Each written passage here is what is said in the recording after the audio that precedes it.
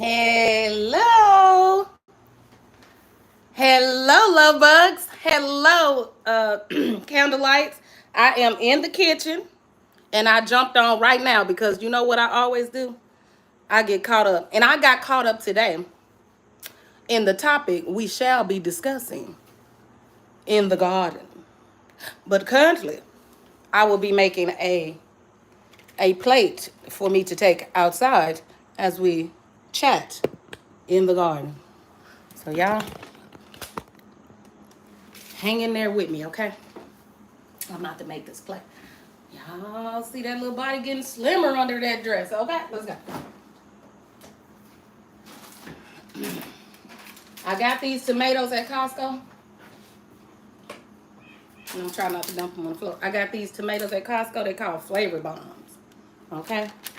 I'll take out my purified bottle of water. Because, again, I'm on a well. And I like to rinse my vegetables with the purified water. Okay? Y'all saw me pulling up on these in my big bag video. Okay? Yes. And these red ones, I done already been down in this package. These red ones here, these maroon colored ones, they my favorite. Okay? But you know, they got the orange, the red, and the yellow. Okay?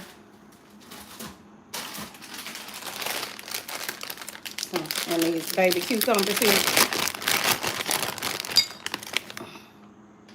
Grab me a couple of them. I know y'all want me to see me just sitting up chewing. So, okay. And I got the wig cap on because, you know, once we move into the garden, you know, we must throw the garden wig on and throw the butterflies on top of that. So I got my great value Chipotle ranch. Okay. But that's after I wash this stuff off with this water. Okay. I love these tomatoes. They come on the vine. Well, see, they falling off the vine.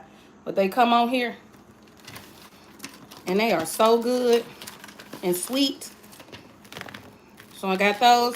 And then I still haven't put up that video. So I have a menopause video that I'm still editing that I'm going to put out. But this is for Wednesday. See, and I got all my little, I got my day and my night. So I'll be taking these. And there you see those in here. And you know those are all the collagen, apple cider vinegar. Look at my fiber is low. Fiber. This is collagen and biotin. Okay, as you can see, that's because I've already loaded them into this.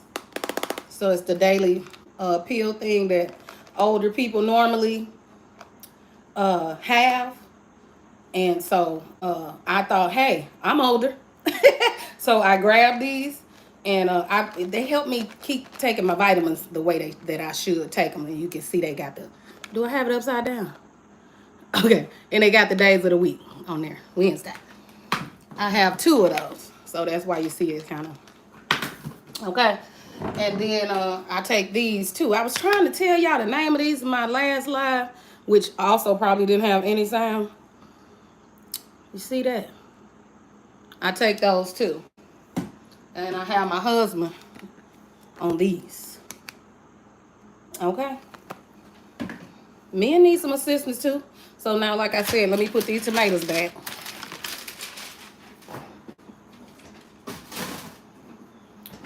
And I'm going to take them over here and take these vegetables over here. And I'm going to rinse them. I'll be back.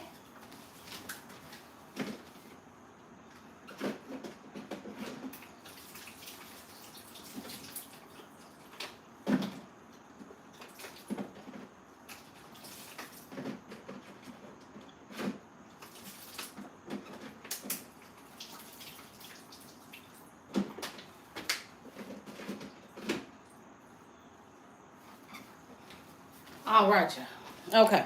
So now I got my veggies, got my vitamins. I'm going to Put some ranch on here.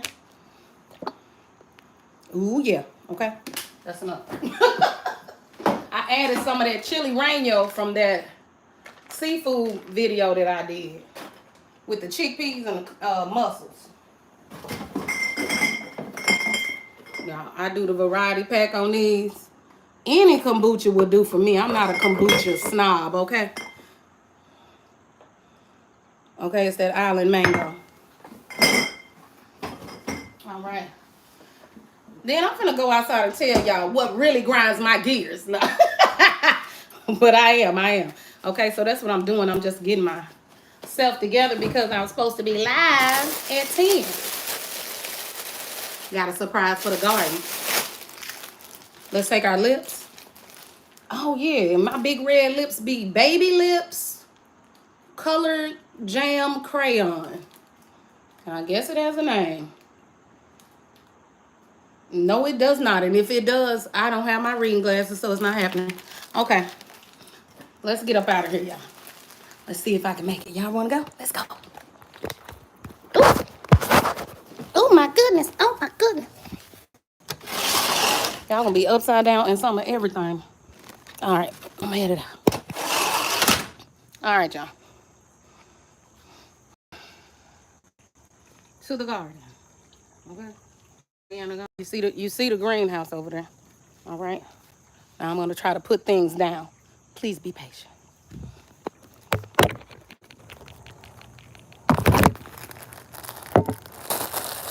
Be patient with me. Be patient with me.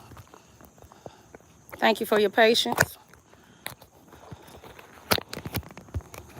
Thank you for letting me shift this camera all over the place as I try to get it in this stand. Okay.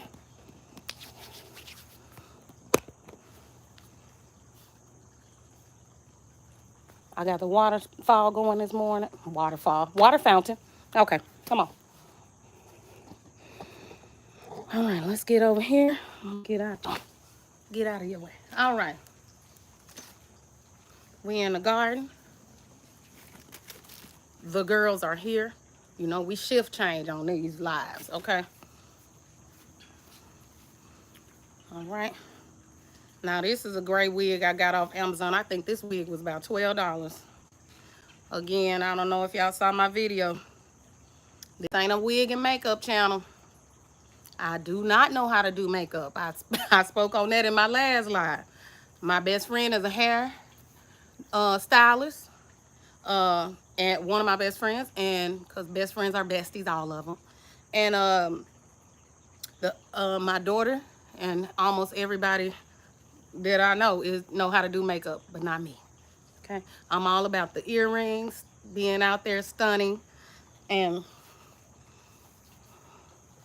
the wig. Okay. So we in the garden today, and she is the wig of the day. Okay, she the wig of the now, because I don't know about all day. I ain't gonna be in a wig all day. Okay. Now, I will be in a wig all day, just not this one. I think I like that with them earrings. Oh my God. And that's from my long hair, straight wig. Okay, I call auntie wig. Okay, the straight one, not this one. Okay. I can get y'all closer than that. Hold on here. Oh, thank you, Leanne. Or Leanne. These are from my mother, whose birthday is today. Happy birthday, Mama. I love you. I already sent her stuff, so you know. You know when you get caught on the phone with your mama, you're on there. So I'm going to call her right after this live so I can give her as much time as she wants. But honey, she got a life, so she probably got something to do she want to do today. Okay? And, of course, as I promised, the butterflies are in effect. Okay? Okay, y'all. Now, I said we were going to talk about marriage today because I've been seeing a lot. Oh, happy birthday! Oh, you probably a sweetheart and help everybody just like my mother. She helps everyone. Um, Happy birthday to you, Virgo. Okay. Um, so I promised that I would show y'all in my last live. I did show it. I don't know if it had sound. Unfortunately, these mics that I bought, and I always remember if I bought it, it was not expensive. Okay, these mics that I bought, and they came with the little black piece, and they came with the cat jack, cat mouse, whatever keeps the wind sound out. And it comes with the little adapter that just goes into the phone. Now I can put this in here, but I've lost sound multiple times using these. I think I didn't have them charged, to be honest. Okay. So I told y'all that I was gonna tell y'all the story of, and I did. I just don't know if it had sound. I have to go back over that video.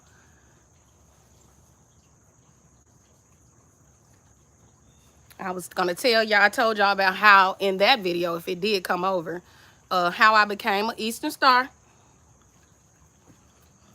And I said that I had the pins.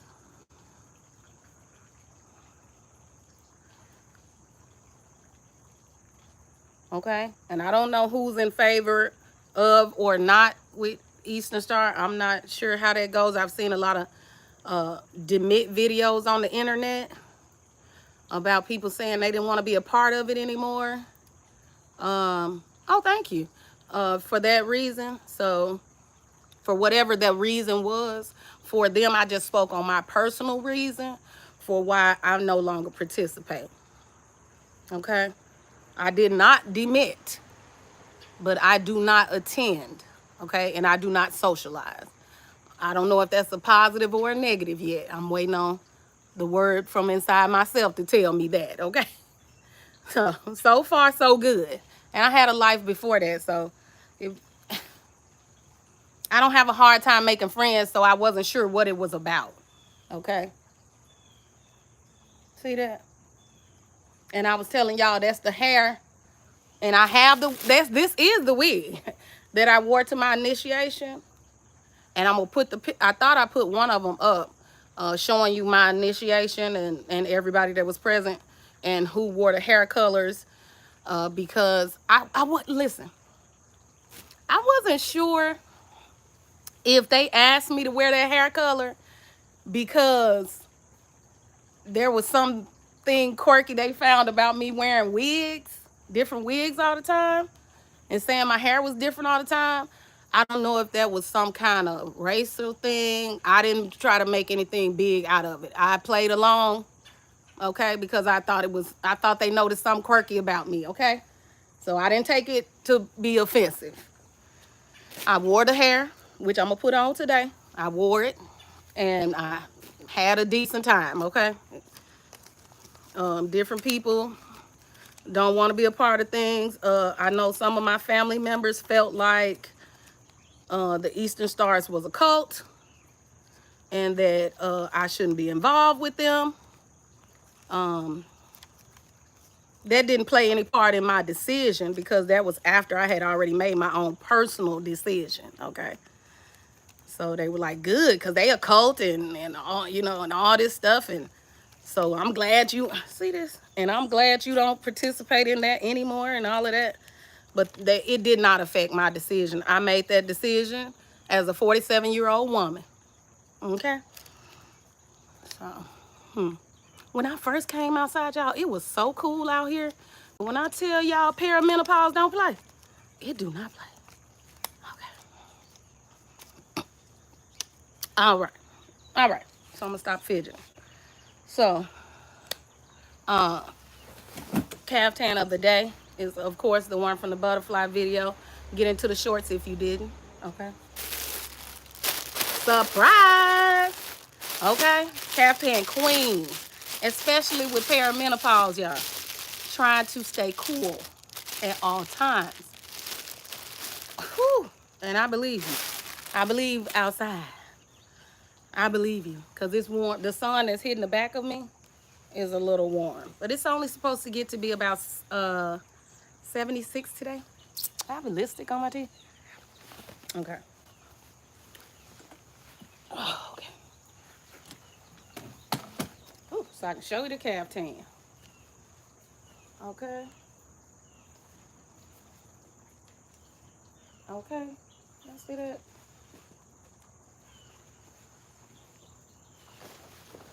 This was the first new one I ordered, and I immediately wasted chai tea latte on that. So, and then I have one that from my last live with the African symbols on it. Kind of matched my flower pot I got over here. And ooh,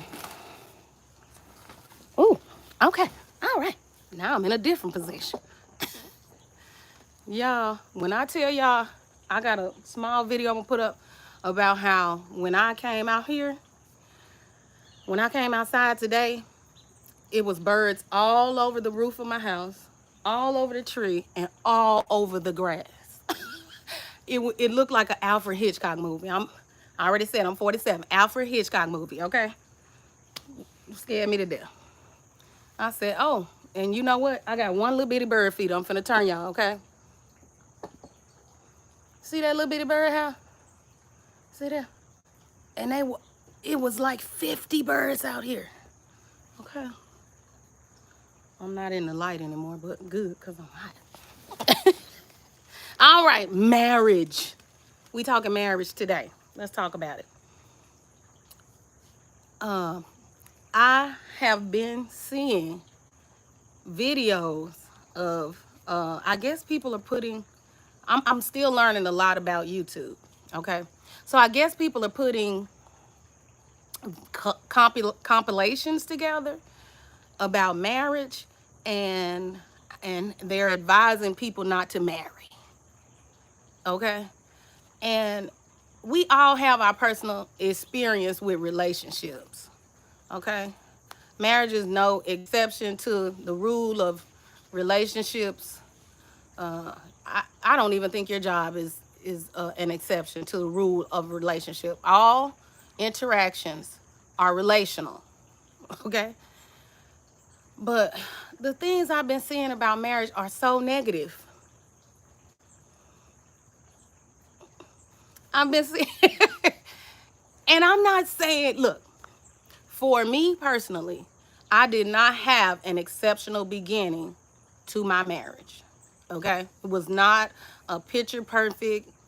After the honeymoon phase wore off, everything was just picture perfect. It was not, okay? It was a lot of adjusting, getting to know each other, and learning each other's temperaments in close quarters, okay? Because there's one thing to be dating and learning somebody's temperament, and another thing to be married to them and learning their temperament, okay? What makes them, what moods they be in, how their anger looks, how their sadness looks, how their grief looks, how loss looks on them, joy, excitement. You learn all the different things about a person. We whole people out here, okay?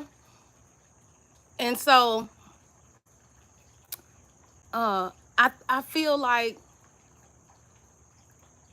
just because something about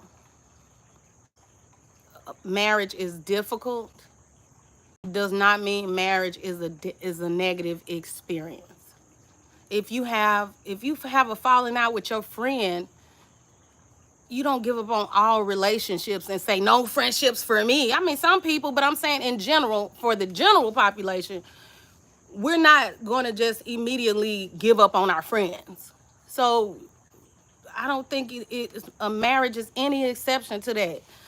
You forgive each other. You don't take stuff personally. You learn that because you learn that I'm just in a mood, but I still love you, and I'm just upset, but we still friends. It's just the vitriol for marriage that I don't like. I don't like it. I think we living in a time where we're all trying to be accepting of how other people live their lives, and we want other people to accept how we live our lives too. We want the way we live our lives, whether we keep half of it secret or all of it public. We want it to be. We want to be welcome to stretch out and be who we are. And in marriage, you have to do the same thing. You have to allow people to be who they are. And if you find that don't match you, then you know what to do with that. You either adjust, expand, or leave. I think people quit too easy. I think we set high expectations going in, and as over time, when we see those expectations aren't being met, we still hold on to the expectation instead of shifting, or the other person shift. We both responsible for the shifting.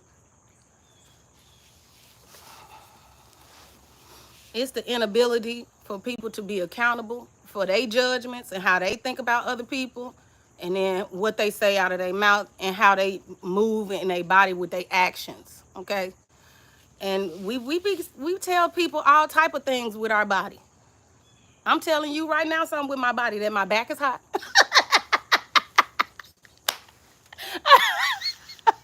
I'm telling you right now with the sweat underneath my eyes that it's warm under this hair. I'm telling you right now that I find me funny by laughing, okay? So, you know, we tell each other all sorts of things with our body. I think we just need to give each other grace the same way we are giving other people grace. We have to give it to the person we closest with first, of course. Us, we first, then them, they second, and then on out. So that's what expansion is.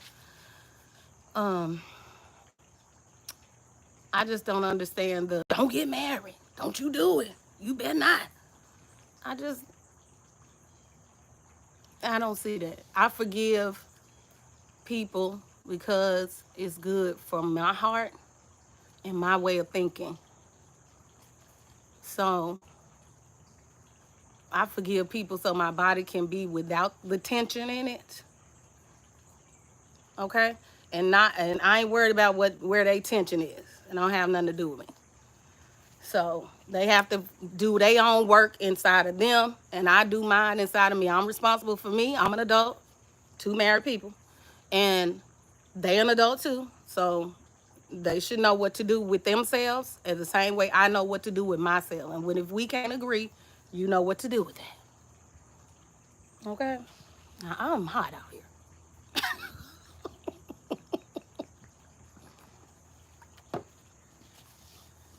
Okay? Ain't no bugs today, so I'm happy about that. But that's my bit on marriage. Okay? I have learned a lot about myself just being married.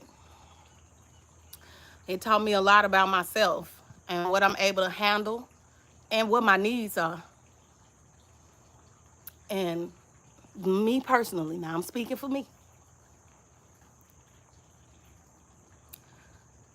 I meet my needs to the extent I can meet them with my power, my mind power. Okay? With my ability to meet my own needs. I do that.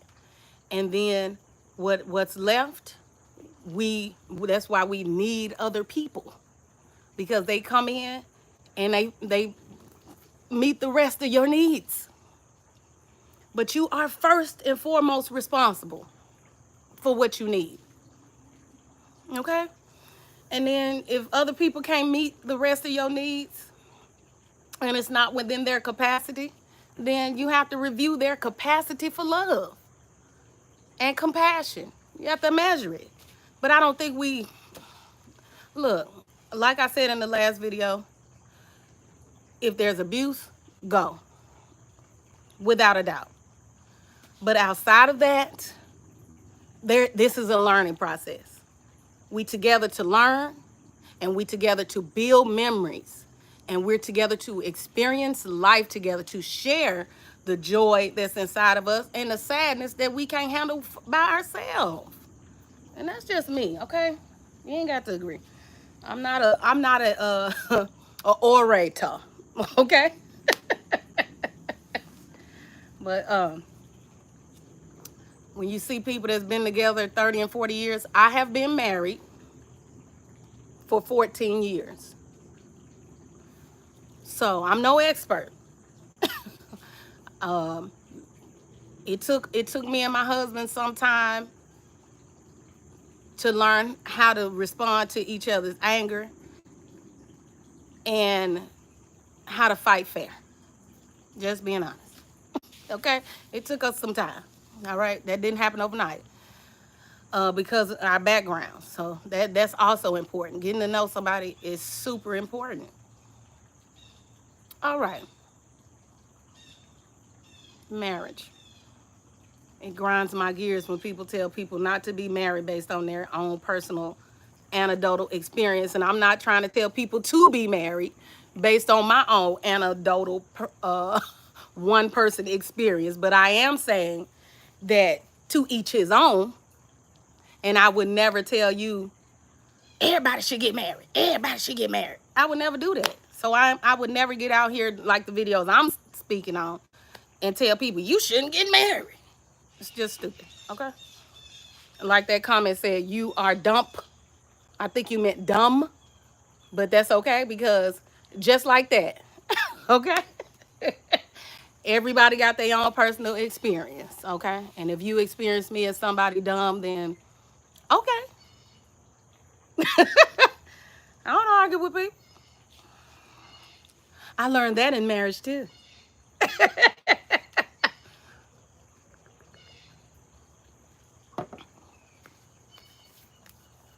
Now, I got the new caftan, the OES story. I got the pins. I'm gonna put them up in the community tab, that picture. But the photo of me in Lodge is already up there. I have a very religious background, but I'm not Mormon or heavily religious in any type of way. I was as a rebellious teenager. Ain't that something? My rebellion was not crime and drinking and parties. My rebellion was going against my Christian mother and becoming a Muslim at 13. And I stayed a Muslim until I was 17 years of age. By the time I hit the 11th grade, the foundational principles didn't match my life. I wanted to be a high school student. I wanted to go to the movies. I wanted to go to dances. So I did that, you know. So I did leave Islam, and I'm in Illinois, where one of the largest mosques is. This is the headquarters for the Nation of Islam in Chicago with Minister Farrakhan, okay, which I visited before as a teenager. But again, that was 30 years ago. 30 years ago. It wasn't yesterday. So you know, I've been a Rastafarian, dancing around the parks with Mitch Mac clothes on and eating bean pies and you know, and whispering to the wind and just hanging out in drum circles. I went through many phases, okay? It's okay to go through phases, okay, to become a person. And you're going to continue to go through them. I'm in one right now called perimenopause.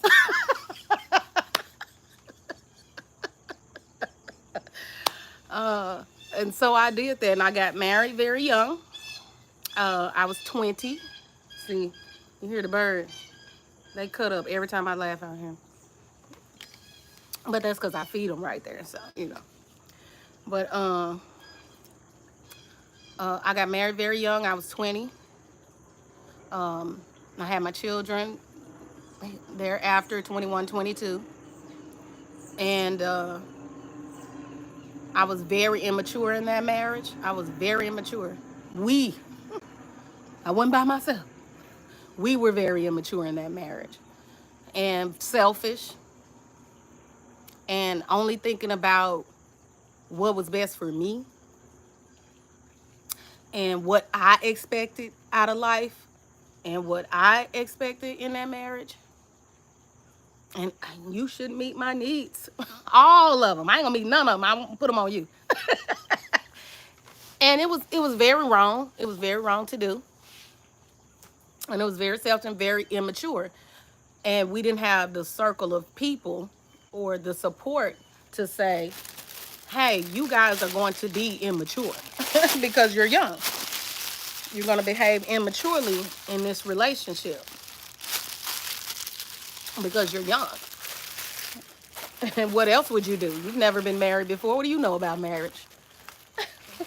So, if you marry someone your age, you grow up together. That's it. We growing up together. Even if you don't. Me and my husband have a 6-year age gap. I am 6 years older. Okay? And it did have an effect on our marriage. It did. Our age gap, I was 33.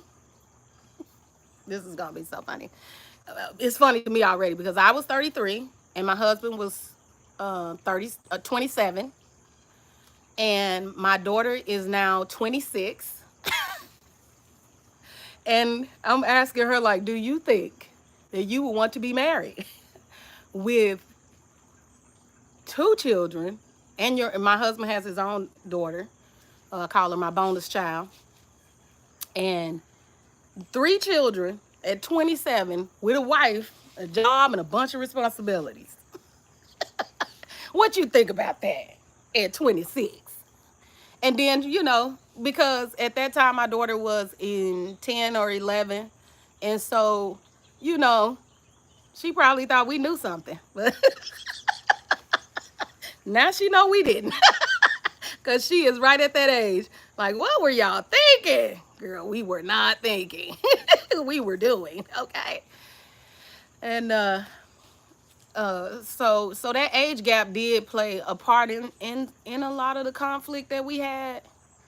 Not understand. I think that, and I'm sure because we've had these conversations, that my husband believed that I was mothering him just because I had been an adult 6 years prior to him being an adult, okay? And in a lot of ways, I thought, why can't he learn? Instead of taking into account, oh, I also am older than him. So I'm expecting him to meet me at where I'm at. And he's expecting me to meet him where he was so we could be learning together. So both people have those expectations.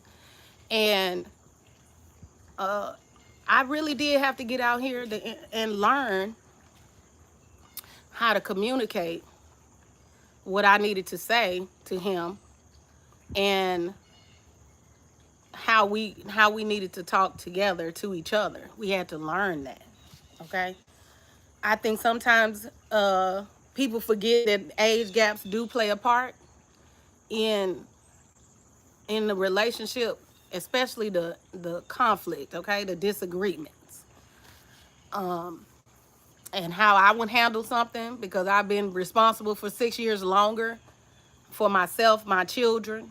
So, the things that I've experienced, the experience that I have, I think when your ages match in marriage, that you're able to learn together the things, whereas I was ahead of him on the things, okay? So there was an unevenness in the relationship. And as long as you are aware of that, then you should be able to handle any problems, right? As long as you keep that in mind, as long as you understand, okay, this conflict is because there's an age gap here. So we're not understanding each other in this moment. I'm thinking about things from a Gen X perspective, and he's thinking about things from a millennial perspective, okay? Where I came home by myself with my own key all the way through high school, from elementary on up, okay? And where he had a parent that was a hoverer, that very involved, almost, I would say over involved, but very involved parent. And where my parents worked 2 and 3 jobs and came home late, okay?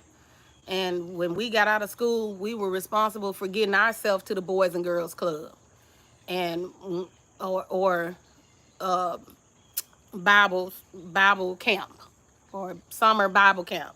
Okay, we were responsible for getting ourselves there, and then meeting our parents after they got off work. So I come from where I was more independent as a child. So I speak my mind. I do my own thing. I don't need a lot of company. You know, that type of thing. I was allowed to roam free. So, you know, I learned a lot. But when that's not the case, when your parents are very structured like that, you know, you don't speak up as much, and you worry about little things like crossing the street. Oh, this baby's crossing the street. Oh my God. You know, stuff like that. So that play a part in how we handle each other. And, well, you mishandle each other. But you learn. You learn. I also saw some stuff where people were like, I could, now, like I said, if it's an abusive relationship, don't even worry about it. But if you just, your husband want to have his say, and so you just kind of, okay, well then that's nobody's fault. You can turn that around and start speaking up for yourself in your relationship without saying, well, I can't speak up for myself in this relationship, so I'm out. You know, you can start today. the same way the same way this plate, the same way all these vegetables on this plate, I didn't get this stomach from eating these. So you can start anything again. You can start over today. I didn't leave meat just because I wanted to eat some vegetables. Okay, I stayed with meat and changed what I ate. You can stay together and change.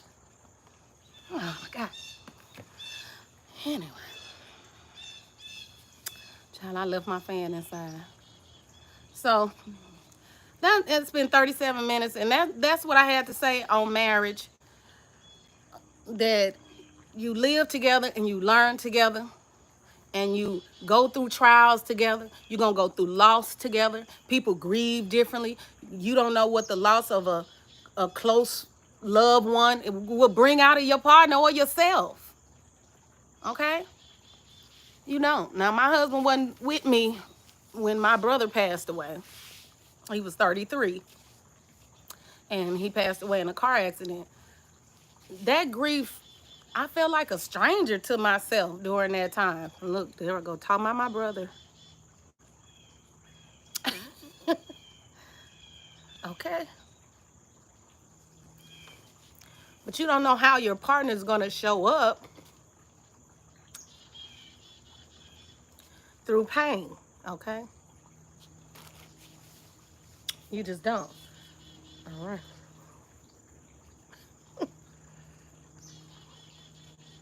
You don't know what that's going to look like. And sometimes people make rash decisions when they in grief and sadness, when they've been hurt or betrayed. You just have to show compassion for one another. Uh, and sometimes there's no words, so you just have to just be in the space and be quiet. Sorry, guys. Just thinking about my brother, you know? And I was what, 33. I was 28 when my brother passed away. So it's been almost 20 years. Still sad, okay? Still very sad. All right. I don't have any makeup on. This is all me. I'm just fanning my eyes so I can stop crying. So you just have to support each other through things. Sometimes you have to give each other space to grieve. Just say, okay, I'm gonna take my hands off of you, and I'm gonna allow you to feel your feelings by yourself. On some Iyanla Van Zandt, okay? Iyanla said she can hold herself. Let her talk, okay?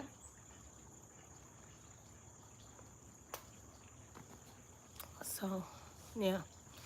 So, of course, marriage is going to be near and dear to me. I am married.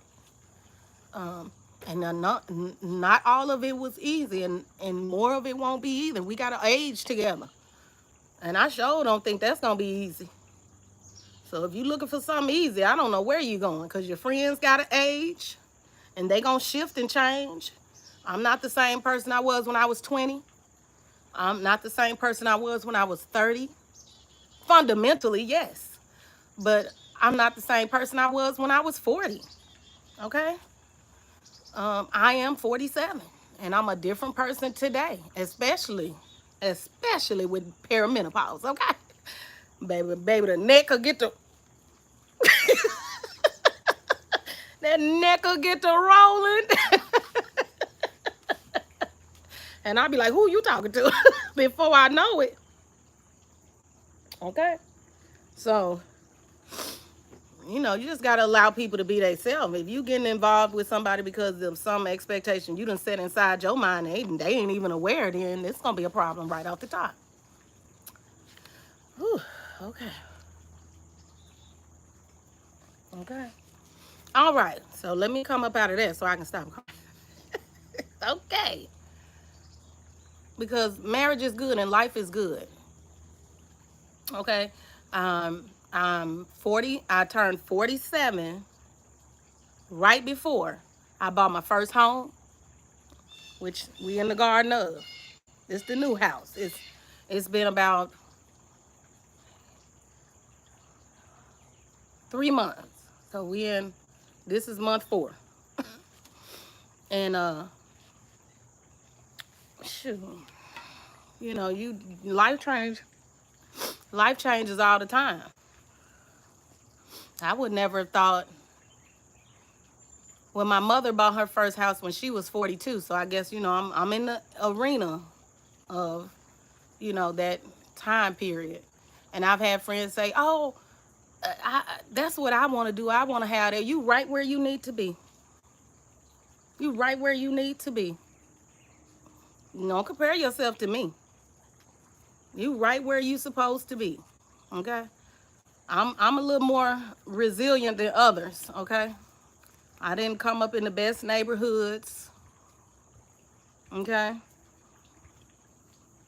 My brothers were gangbangers in their teens and adulthood. I just chose to go the other way.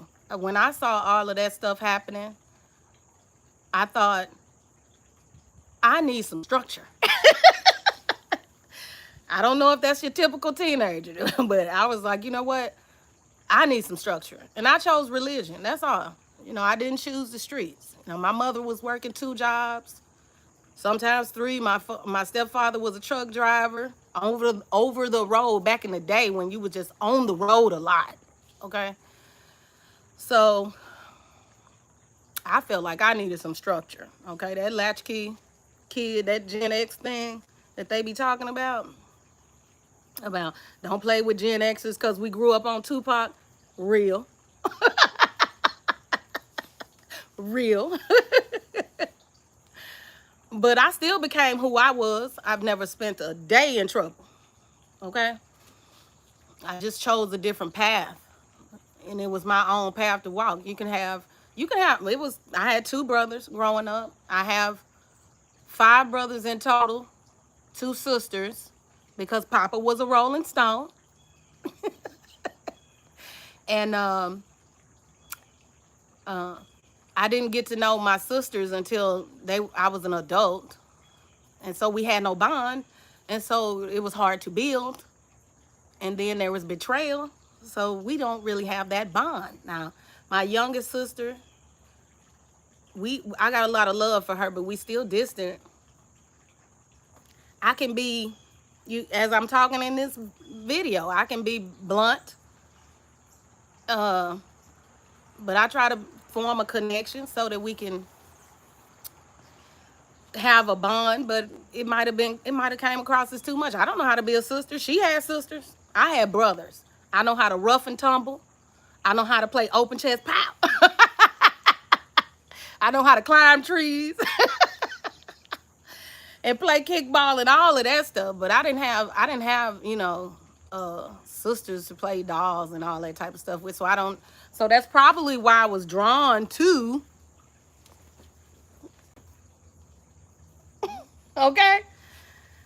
That's probably why I was drawn to OES, because of the sisterhood aspect, right? So, but I grew up with boys, so I'm a tomboy. And once I turned 18, I started shopping and doing my hair and all that there. And that's when the girl phase came out. I left the tomboy phase behind. Not far. Not far behind. That tomboy is still me. In all the ways that I will kill a spider with my hand. In all the ways I would just grab that mouse off that glue trap. Okay, so don't let the pretty smile fool you. I still like to play kickball and rough and tumble and all that stuff. I don't mind any of that stuff. I just didn't grow up with girls like that, but I had a lot of Barbie dolls. My stepfather was a very generous person on the one hand, and on the other hand, not so much. I didn't get to experience a lot of the negative sides of him, so I can't speak on those.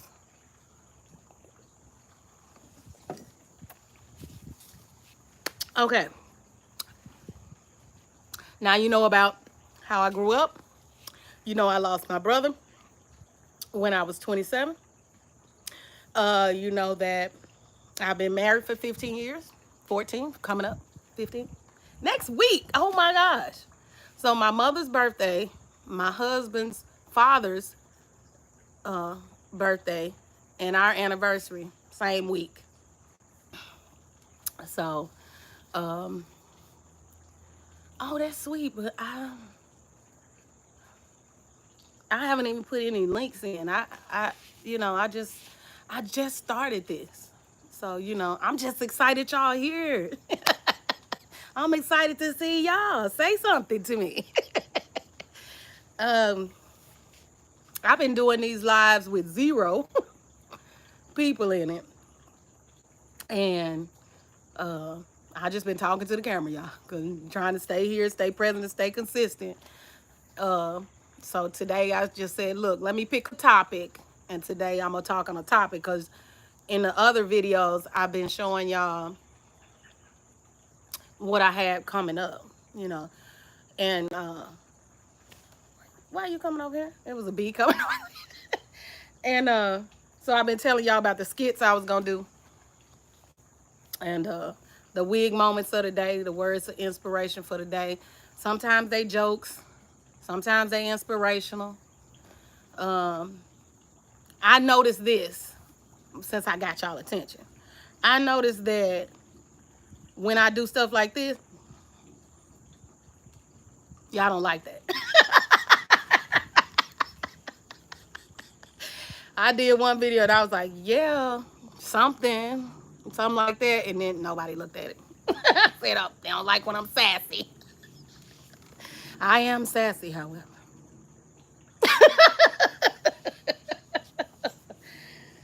So I don't know if I want to fool with these things and lose sound. Hello, Alpha. B Edits, Boovie, Sing, Wet Paws, thank you. Selena, thank you. The Sun Psychic 123 and Leanne 1238. Oh, thank you, Leanne. Okay, see you later. Look at my lipstick, y'all. I told you I'm not a makeup artist. Oh, thank you, Alpha. Thank you so much. So I don't want to lose y'all. So what I'm saying is I'm going to put the cat mac in, right? Cat, mouse, whatever it is, right? I'm going to put it in. Alpha, tell me if I don't have sound, y'all. Don't leave me hanging. Okay. All right. Okay, now y'all can tell me if y'all can hear me. And you can probably hear my voice a little crisper now.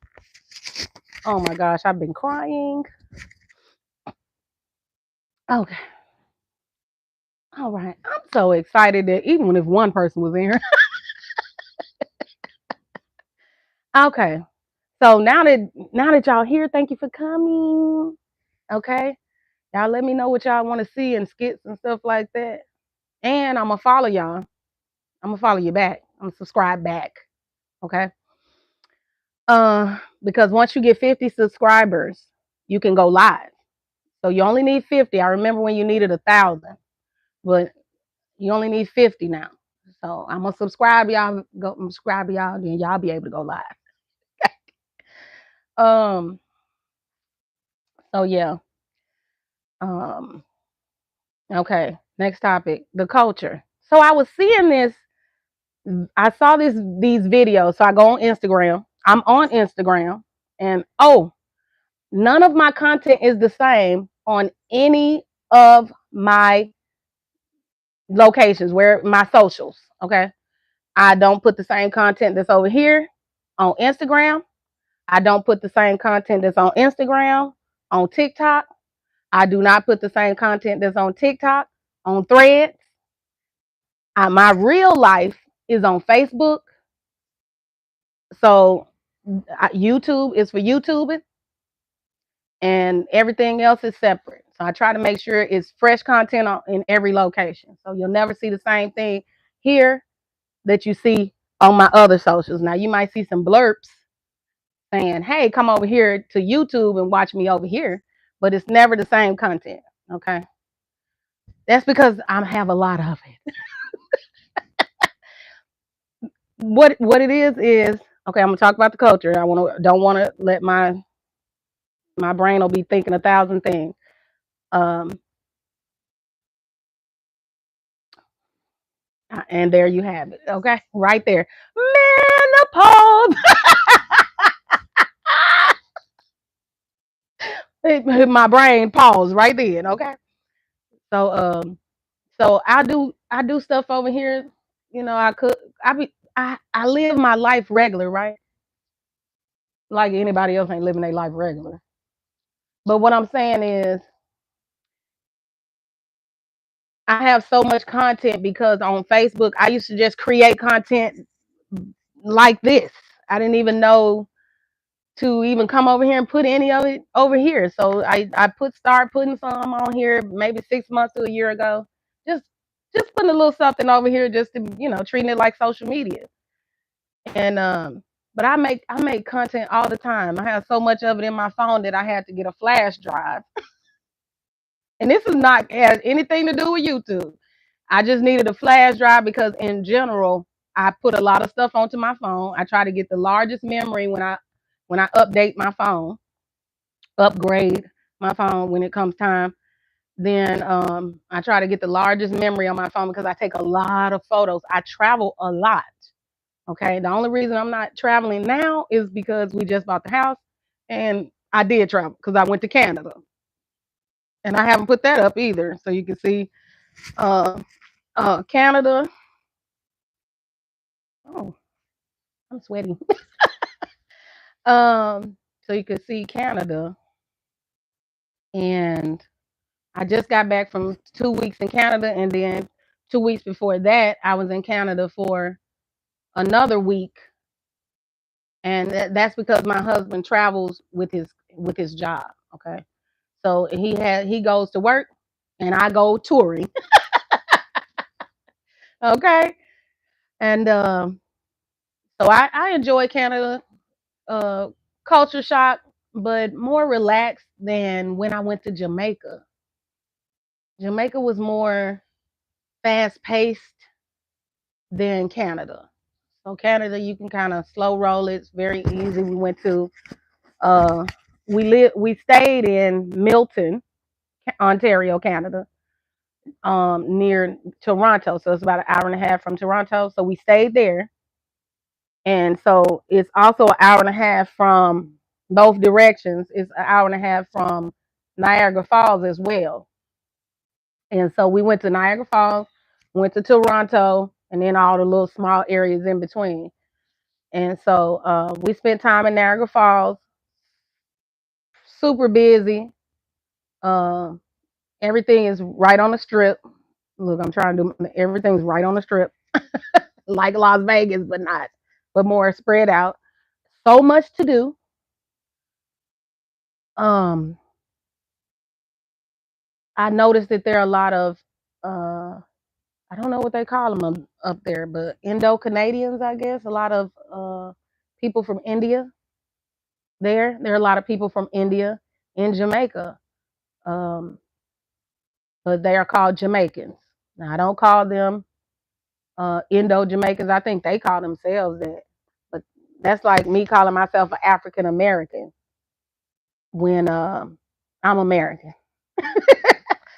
So they're Jamaican. Okay. And so I noticed they have a large Indian community in Canada, and they have a large Jamaican community in Canada. So those flights are regular, okay, there. And so I was a foreigner in Jamaica, and I was a foreigner in uh, Canada. And we spent a week in Jamaica when we went, but I've spent 3 weeks in Canada. I've been to Canada 1, 2, 3, 4, 5 times. So from Detroit to Windsor and London over there, and then on the Detroit side, from Detroit, Michigan, the tunnel to Canada, and then from New York to Canada into Toronto. And these last 2 times I've flown in, so not drove in. So me and my husband are empty nesters. Our children are, Lord, 20, going on 21, 26, and 23. So 21, 23, and 26. Okay. Look, once they done took their birthdays on to their house. Okay. My son is in Virginia. He's in Blacksburg. Um, my daughter is in Denver, Colorado, and my bonus baby is in Memphis, Tennessee. And we are in northwestern Illinois. So they are spread out, and we are empty nesters, so we travel a lot. Okay. So when my husband gets vacation, which he over the years has not taken, did I cut it off wrong? Okay. So we had a lot of time saved up. So we drove from here down to see my son in Virginia, 10 hours, and then over to see our friends in Cape Cod, Massachusetts. Okay. And then we came back through Scranton, and that was awesome. And I could talk about that. And then we took another trip, uh, and we went to the west, and we stopped to see. We took I-80, did that whole tour, and then we stopped to see my daughter in Denver, and we spent a couple of days out there. And you'll see that Denver Art Museum video on my page, and that was from my birthday, and it was a blizzard. And that was the year 2019. So 2019. So that video is on my page. I've been to Denver multiple times, mostly because my daughter was moving there when she was leaving home. She was moving to Denver, so we went out there to get her all set up, get her, so she could do job interviews and all that stuff. So when she went out there, she would be all set up. Okay, and plus we love Denver because it's Denver, and at that time it was very cannabis friendly. Okay, now it seems to be more. They're more regulated with cannabis, even though a lot of things are legal in Denver. It's a lot of regulatory, like California. Okay, California is very medicinal with it. Like it's very sterile, and you're in the line, and you show the ID, and then you show the ID, and then you show the ID. Like it's a lot of your ability to have it, but not use it. Okay. Um, so we went west. We went to Tulsa, Oklahoma. Okay. We saw Black Wall Street. We saw how the neighborhood is recovering from that, and what that looks like since the videos that everybody sees online. If you ever actually go to Tulsa, it's not a bad place. It's pretty nice. It's like a big city small. I don't know. But it seems like it's trying to thrive. Black Wall Street is small. It seems like it's trying to thrive, but it seems like Tulsa, the city itself, benefits more from the tourism than the actual Black Wall Street community. So we ate a Whataburger or something like that. Some big monstrous burger with chili all over it. There. So we left Denver, came down, did Tulsa, we did Oklahoma, we went down to uh Amarillo, and we did Route 44. So we did I-80 going. If y'all know about that, it's got a lot of tourist stops, a lot of obscure stops like the biggest rubber band ball. Okay. So we did I-80. And I'll put that up. I haven't did a vlog on that one. Just because I have so much, just because that's what I do. So I'm gonna put that together. And then we came on down through Oklahoma, came across Texas, and got on Route 66. Okay. And that was really fun. And you'll see a video of the car graveyard. I don't know the official name for the cars that are stuck in the ground.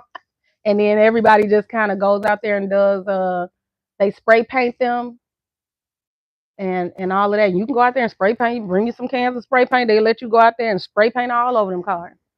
So you'll see it's a short of me in a hoodie, look like I'm in the desert.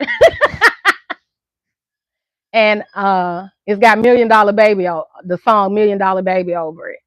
And that's when we were on Route 66, went to the biggest cow ranch, and we did all the little Route 66 stops, all the Route I-80 stops, came around and came back up through there, back up to Route 66 into Illinois. Okay. And then came home. All right. We went, the first time I experienced Route 66, talking about Route 66. So we traveled west, we done traveled east. I've seen most of America. Okay. I didn't want to leave the country until I saw my own country first. So we traveled a lot. My husband traveled with his work before. I've been to California. I've been to the OC, Orange County, Real Housewives of the OC. I've been out there, ate in those fancy restaurants, ate on the beach. Um, I've been to Huntington Beach and all of that. John Wayne Airport, I think they changed the name of that airport. I've been to LA, um, San Jose, Santa Clara, Oakland, San Francisco. I've traveled a lot. Okay. And I lived in Florida as an adult as well. So I've seen most of America. So then I was ready to go to Jamaica. I was ready to go to Canada. I'm like, okay, I'm ready. Now I can leave the country since I've seen New York and uh, Pennsylvania. Went to see the Rocky Balboa statue, um, stairs. And baby, I was not in any condition to run up them stairs. Everybody like, it's the eye of the tiger. It's the thrill of the fight. I was standing in place. It's a lot of stairs. There's a lot of stairs in that place, okay? What you talking about? One more. So, so I travel a lot. So I have tons of stuff that I can just put out um, about that. Cape Cod was beautiful. I didn't get to see Martha's Vineyard. I missed the I missed the ferry. That was it for me. I was like, oh. So we went on down through Cape Cod, and we stayed with some friends we consider family out there. and that was very, very nice, very exclusive. I felt like it was exclusive because people were like, "How did you get here?"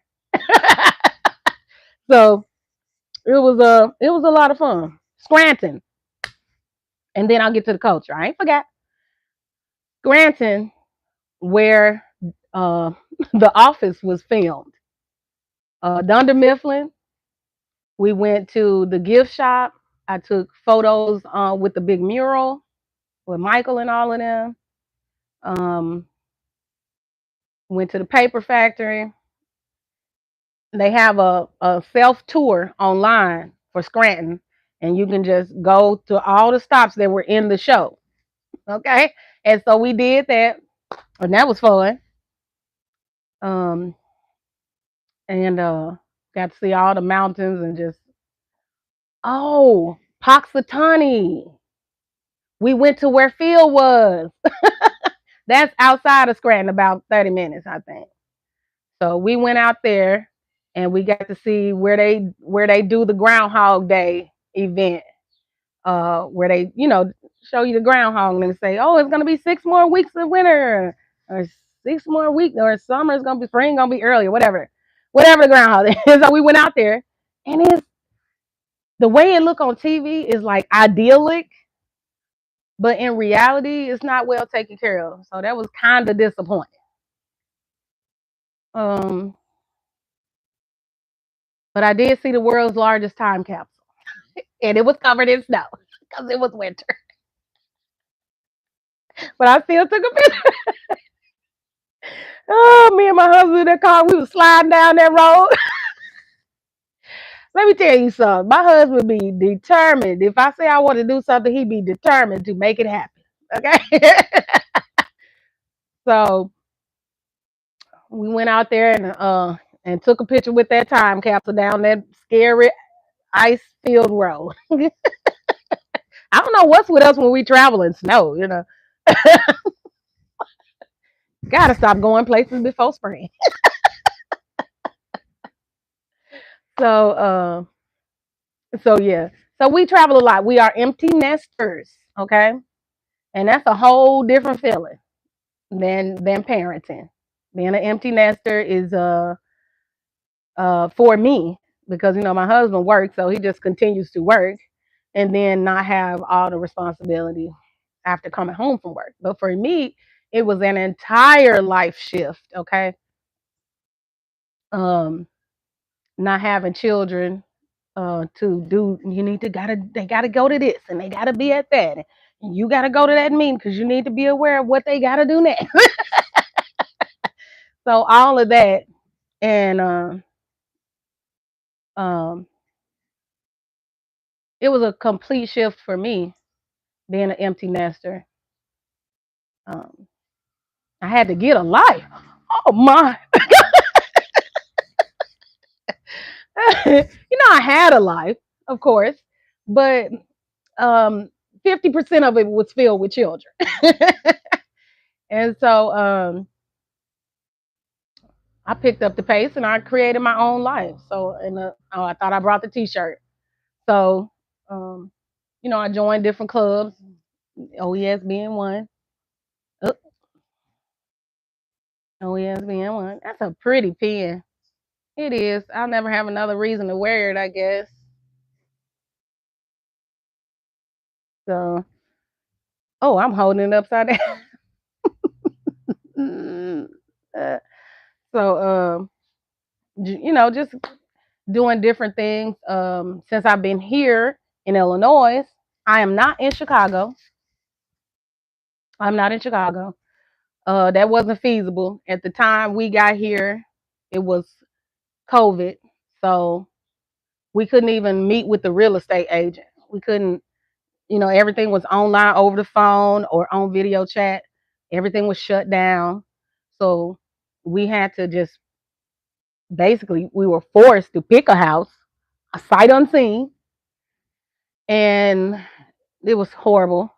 But we made the best of it because, I mean, what else could we do? We had signed everything, it was done, and nobody was meeting face to face. So, um, so we were in Hoffman Estates, and I'm pointing backwards because that neighborhood is back this way, back over there.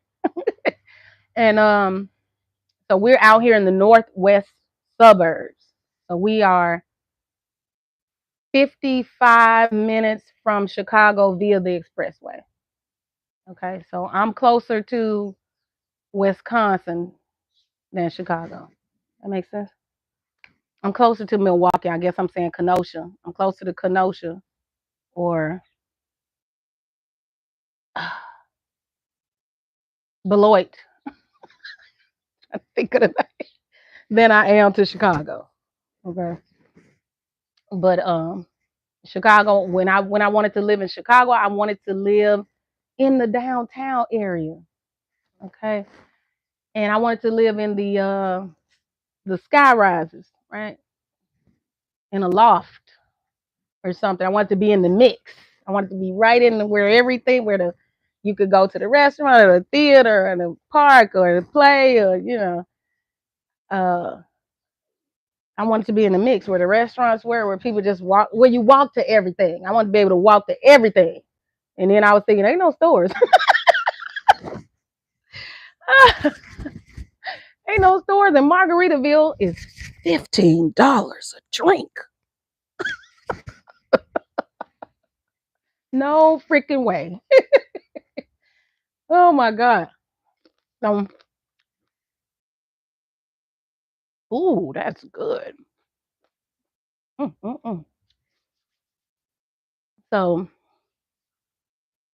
we end up out here. So now I'm even look, y'all. Oh my God, they doing it again. Alfred Hitchcock movie. Can y'all see him? Yeah, that little bird house. Yeah, it ain't hardly no seed in there. And they not scared of me being right here. It's like 20. How many birds over here? 1, 2, 3, 4, 5, 6, 7. They're not. They on the ground. You can't see them on the ground. They do not care that I am out here. They are not afraid of me. Okay, they want that. They want that bird seed out there. And it ain't but a little bit. It ain't hardly any bird seed left in there. So they over there fighting and fussing, tussling. Can y'all hear me? Because I know the sound will go out on this thing quickly.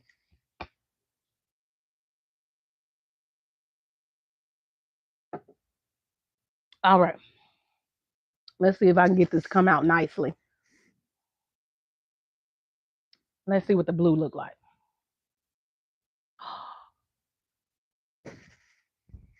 I have an afro like this one, but it's smaller under here. Got that gray right. I wish all my hair was gray like this. Look, he done came behind me. You see him? You see him all over the hold on. You see him all over the bench and the fountain. See him?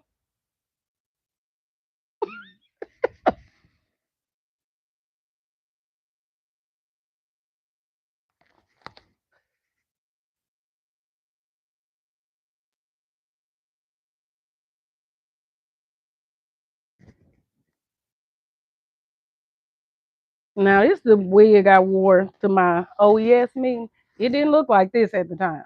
This was 3 years ago. Oh wait. And it's been pent up because I wore this same wig to go see Avatar. Okay, the 3-hour Avatar film. Me and my husband took a lunch break and everything through that film. It was long. Okay. Now I wore this wig and the curls were much tighter at the time. I've styled this a different ways for Avatar. It was in a ponytail, so that's why it looked like, oh my God. Okay. It had a bang and I had it back in a ponytail. I'll put that up in the community tab. Y'all can see me in this wig. But you see my lodge picture in this oh, oh, oh. Okay, I mean I'm not and looking like I said, this is not a hair channel.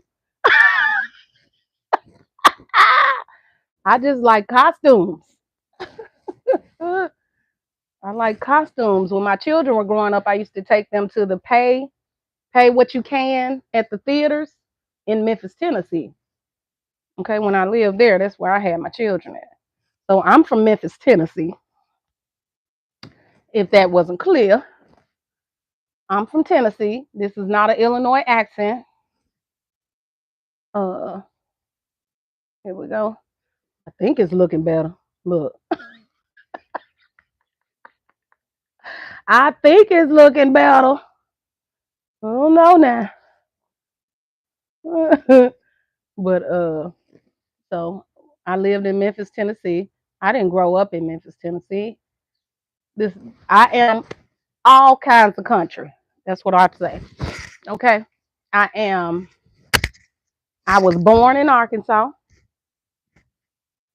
raised in the Midwest in Milwaukee, Wisconsin, and as an adult, I lived in Tennessee.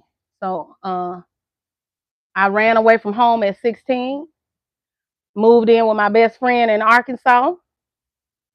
My mama eventually relocated to Tennessee, and I moved back with my mother and finished high school.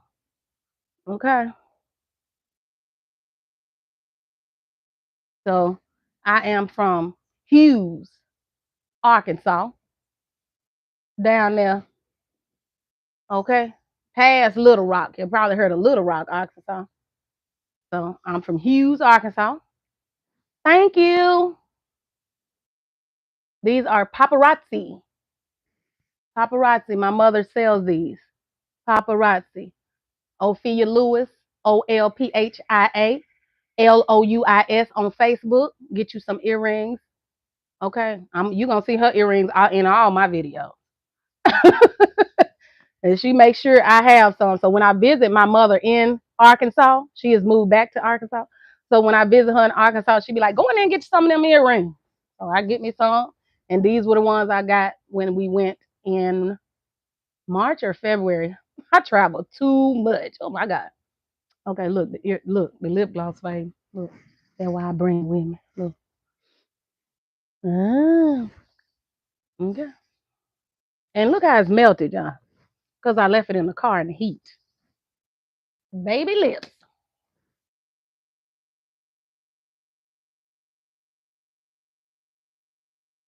Okay. Probably the drink bottle taking it off.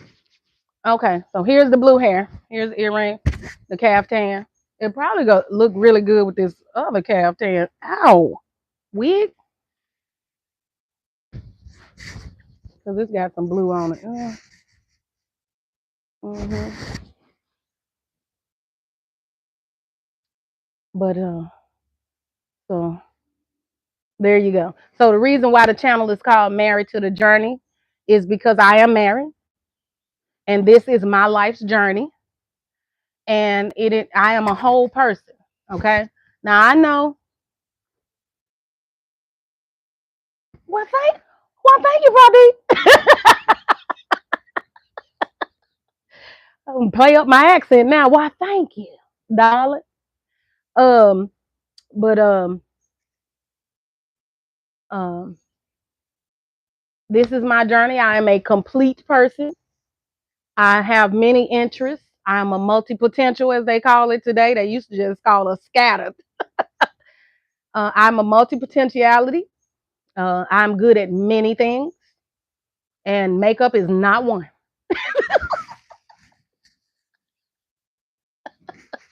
Okay, makeup is not one of those things. Okay, bear with me. Okay. So on my channel, what I do is, I give the quotes of the day. I have wig moment of the day, and like I said, sometimes wig moment can be inspirational. I could be telling you something, or it can be comedy. Okay, so it's no one thing. I'm introducing a new character. She will be posted on uh Friday, I believe.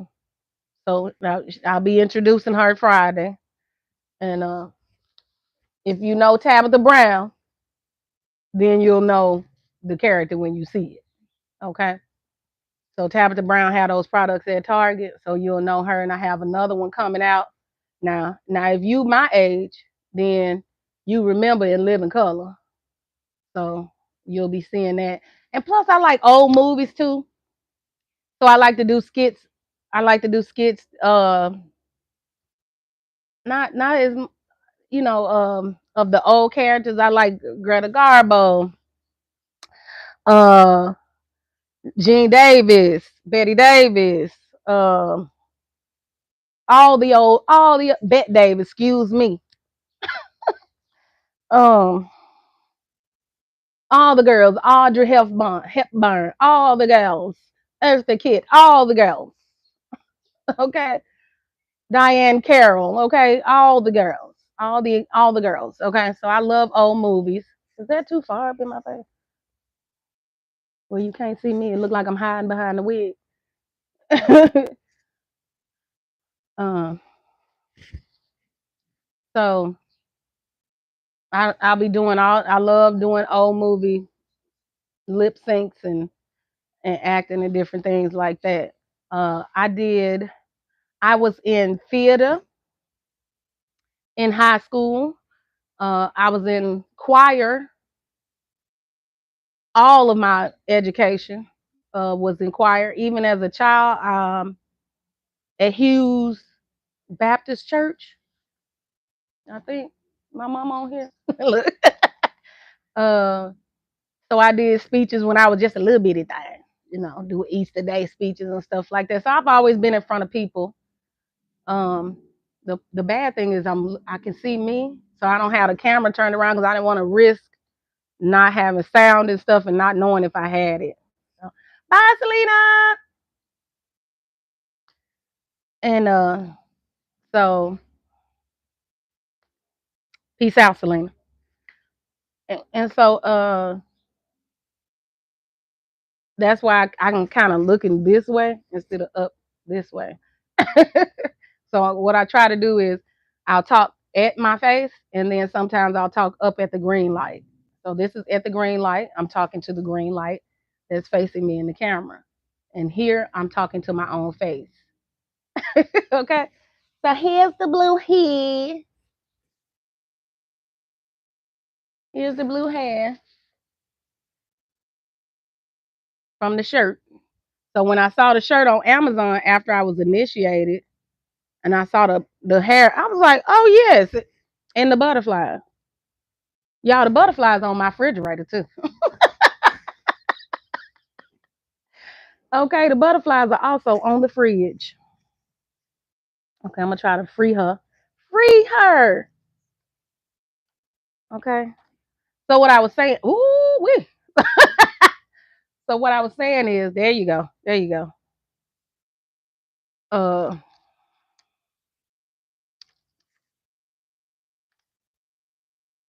Now my hair bigger than this. It's just pressed down because I had that wig on. It's bigger than that. Okay. There you go, natural hair care.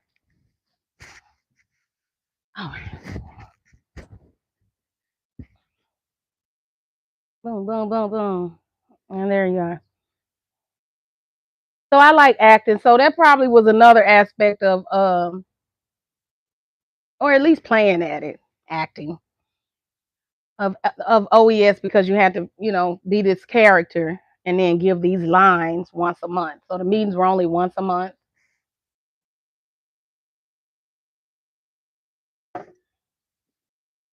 And you would either be elected into a part to play.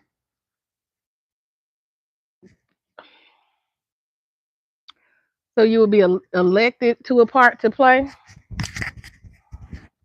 So wait, the star points. Well, they opposite in the camera to me, but these are over here and these are over here in the actual floor of the building. My star point was blue. Okay. I was Ada, and she was beheaded by her father in the Bible because he made a vow to God that God didn't ask him for. So watch your words. Be careful with your words. That's what that means. That's the blue star point. So that's the start point I was. And you'll get to play. This is a lady. This is Ada. This is Ruth. And everybody know Ruth in the Bible and with the wheat and meeting. What's the man name? Everybody want to meet him. Everybody want to have they Bob, Boaz. Everybody want they Boaz. So that was Ruth and Boaz. How she met Boaz. You'll speak on that. I spoke on why my father had to behead me or release me from my life or whatever they call it. Some people don't like to talk about what actually happened. Okay. And then here, this is oh my gosh. Now I want to leave my mind. She was a queen. Come on, girl. What was her name? I don't know. I can't remember right now. But that's the white star pointing in. She talked about being married to the king and how she was brave enough to set her people free, the Jews free, by being brave enough to speak to her husband, the king, in a manner in which no one else would have spoken to him. So speak up for yourself. Be patient. Take your time and work hard, and your prize will come in. Watch your vows. I'm just saying it real loose like. And then over here, this is Martha and the broken pillar. Okay, and they got all kind of stuff online telling you what this is. I didn't experience any of that. And Martha, and this is about being faithful. Stay faithful. Believe in yourself. Believe. Okay, and it's about belief. And Jesus asked her, "Don't you believe me that I will bring your brother back from the dead?" And then this here is the elect lady, and she wrote a letter. Let me see her symbol. Okay, the wine cup. Okay, she wrote a letter to the people and say the people with her words, so you can show up for others and love everybody. She included everybody, so love everyone. Watch your words. Be careful with your words. Uh, keep the faith. And she chose a family that was not her own and went with them, and her life was blessed. So you can make changes in your life. Different little things they meant to me personally. They don't tell you what it should mean to you. Okay, it's on you what it means to you. It's a personal journey. So I don't know about all this stuff I be seeing out here about them. Some of that got to me a little bit. I'm not gonna pretend like it didn't, but it was mostly the sisterhood wasn't sistering. That was why I left. Like the sisterhood, I guess sisters do betray each other. Like I said, I grew up with brothers, so maybe my expectation was too high of sisterhood. I'm not blaming anybody else. Okay, the sisterhood wasn't sistering for me. Okay, so you know this lipstick will move around. It is not you know, it's all on the bottom. It will come off. Okay, so y'all, I've been with y'all for 88 minutes and telling y'all about different things. The culture. I almost forgot. So the the culture now I'm seeing on Instagram, because it was something I saw on Instagram. The culture now is that you need to do all this psychological work yourself. You need to do all this mental work on yourself. And in the video that I saw, the gentleman said, well, if you want to know what the inner child is, then you need to watch all of my videos. I have 32 videos up, and you need to watch those. If you want to know what inner child work is, that's what you need to do. You need to go back. I put everything, just kind of I guess he was getting tired of people like saying, well, how do I work on the inner child? What does that look like? So I guess he was frustrated. So he put this video out, and I came across it, and I was like, wow. I don't know. I just had this like I am the child. The child is not inside of me. Um, the culture now is that there is something inside of you, I guess inside of you, that's somehow you but separate from you, called an inner child. And I was comparing that to when people say the mind, you need to get control of your mind and then you get control of your body, when your body and your mind in the same place. This is my body and my brain is up in here. So I just don't like that, because it's like, if I stub my toe, that's funny, gamer. Thank you. What do you call a crying sister? A crisis. I love it. I was probably the crisis for my brothers, but I didn't have any personal experiences of my own. But anyway, the body and the mind are, they both inside the body. The mind is in the body, so it's body. I can say I have a headache, but it's my whole body. I can say, "Ooh, I stubbed my toe," but the feeling came from my nervous system in my brain. My foot is not separate from my body, so my mind is not separate from my body either. It's in here. We won, so ain't no going into the mind. I'm in here. Maybe for people who don't know they in there, that's how you have to speak to them. I'm not sure. I'm not a therapist. Okay. I just find that the inner child, I don't know. That's a confusing concept, because it's easier to say when I was sick, something happened to me, and I remember that.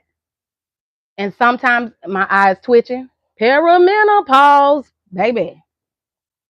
So, um, the the child I was is the adult that I am now.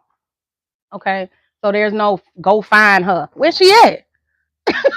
Where'd she go? I'm right here. You better go on. Go now. Okay. And so that bothered me a little bit, and I was like, the culture is making life harder than it has to be by saying you need to go find the inner child so you can get back to who you were. I will never be who I was at 5 ever again, because I've lived my life in the space between that time. Between 5 and 47, I have lived. I have had experiences, good and bad, or good or bad, or who knows, it's what you think it might be. It's personal. This experience is personal. And so there's no need to go find her. You just need to know that maybe you holding on to stuff from the past. And that's real easy to say to somebody without saying, go look into your inner child and go look inside yourself and see about your inner child.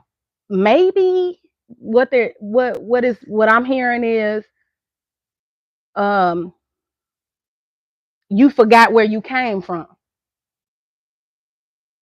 But that's just how we used to say it. Like Gen X just say, girl, you must forgot where you came from.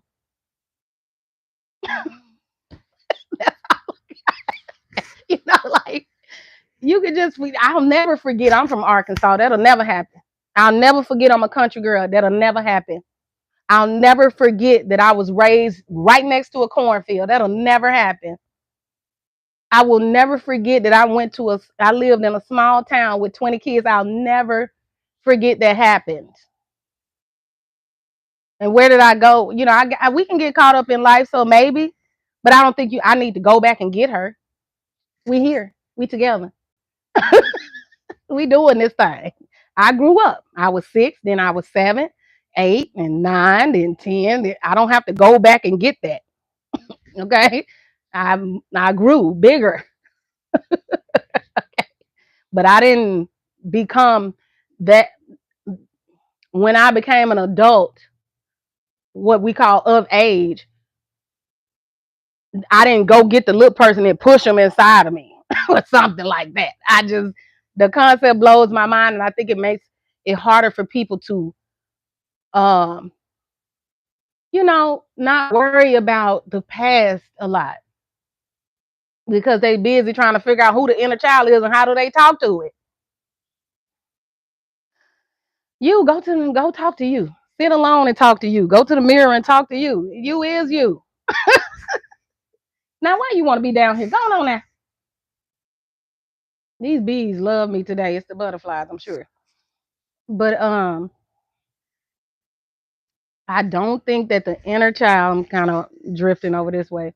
I don't think that the inner child is someone we have to go get. We grew up. My middle name is Maxine, and I am Maxine. I was 3 years old once. I was 5 years old once. I was 17, 13 years old, 22, 33, 40, 39, and now I'm 47. So I don't have to go find a 30-year-old version of myself and tell her, everything gonna be all right. Because I'm aware of that because I'm present right now. And I can see how you could get busy and forget who you are, or or forget where you came from, or forget that you got the grit. I can see that. But don't you never forget you got the grit. Don't you never forget you can do it. And even if it's just a little bit, that's still an accomplishment. I think the culture pushes a lot of go get it. You better hustle up. You better get out there and get it, baby. Because if you don't, then you ain't a winner like me. you know, every person I meet, they get an inside high five from me, whether they know it or not. And most of the time, I give compliments openly to people. But you get a high five from me because you made it to today. You made it to 22. You made it to 33. You made it to 35. You made it to 40. You made it to 60. You made it to every day you here, you showed me how brilliant you are because you still here. Because you're still here. That's how I know you're tough. Cause I can see you. That's how I know you one of the winners. And you don't have to achieve becoming president to impress me. I'm impressed because we here together already. I'm already impressed. I'm impressed with you because you exist. That's why I'm impressed. I'm proud of you because you here. Okay, I get emotional about it because I want people to know how amazing they are. You are amazing. You're an amazing person. You're amazing because you're still here. You're amazing because you get it done every day. You get up every day. And whether it's the same old thing every day or not, it's an amazing thing. You've accomplished something. Most people don't survive. And you did. So just that. You a winner to me. And I'm a winner too. Sorry guys. I stay emotional. Bye, Isaac. Oh, I thought you were saying bye. um, you know, so I don't want people to struggle with knowing that just because they woke up, whether you're in a great mood or a horrible mood, whether that mood has lasted 2 weeks, 7 days, or 7 months, you didn't give up.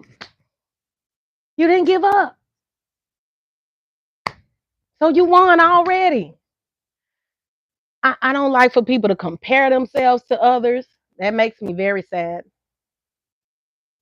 You a winner in your own lane. Everybody in their own lane. Like a California Dallas highway, 7 lane. Look, everybody in their own lane. And everybody running their own race. And if you get up and do it again, you already won. And you don't have to live your best life. You living. Existence is all that there was before we made all the Hunger Games and politics games and money games and housing games and all these games to play. So existence is the ultimate win. Okay. And we get to choose how we gonna exist here. And I believe everybody doing a very, very, very best.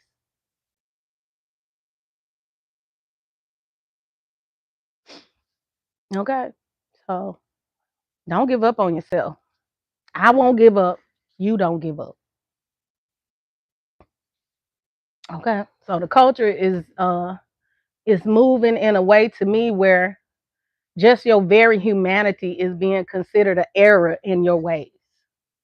And I just what the new word is the ick. It give me the ick. Okay. All this mental health give me the ick. What happened to good friends? What happened to being open minded so people can be honest with you? Don't ever forget where you came from. You have overcome so much to be here today. You had to know how to take care of yourself, even at the bare minimum, to wake up. You didn't walk out in the street in front of a car. So you win. You're a winner every day. A win for you. Oldest W. Oldest W. So, you know, uh, I don't know. I want everybody to be happy. And I know world peace is not possible because of how we play the game, and that's fine. But with this little light, this one that is me, I will let it shine. Okay, and it is shining whether you see it, whether I never turn a camera on, whether I never see another person on earth. My light, it will shine, and I suggest you shine your light too. Okay, so like I said, if you down here and I can see you and you comment on this channel and I can see you, I'm gonna follow you because you can get on here and talk to people just like I'm talking to you. Some people on here and they don't even be talking. I've seen people on here and they just be sleeping in their bed. You can get on here too. Don't be shy. I want to see you. I guess the world wanted to see me, so here I am. I've always been seen though, because I see me and I'm absorbing myself. So I see a lot of videos about the chosen and being a chosen one. We're all chosen. Everybody gets chose. You always get picked. Okay? You're always picked. Always. Even if you're the last one. It's be grateful. You're still chosen. Somebody chose you. Okay? And I chose you. I chose to get on here today and to talk and see and be with all of you. Okay? Every day. Even when no one's watching. My light still shines. So I just want joy for people. I want joy for myself, and I have it. I have it, and I'm sharing it with you. So when I say I love you on my shorts on this channel, that's exactly what I mean. I love you, and ain't nothing you can do to make me stop. Okay? Now, that's the culture. Do not let the internet beat you down. Do not let the internet make you think you're not enough. Do not let this competition make you feel like you must compete. My life is big sometimes and sometimes it's small, and I still love it. I love it even if I don't see anybody else that day but my husband. My life is still full. Okay? Now, I got everything ready over here today, and I'm about to take you over here to this jacuzzi. Okay? Look, come on over here so you can see the jacuzzi. I'm on my big one out here. Don't you let nobody make you think you on your little one. All right, let me show you where I'm going first. Okay. This my back door. You see it? I got the screen open. Cause what? How's in the air? So that's my back door. So you see that? All right, back of the house. See all that? You see that? I'm on the deck. All right. And now I'm about to take you. Am I spinning you too fast? Okay. And now I'm about to take you over here. You ready?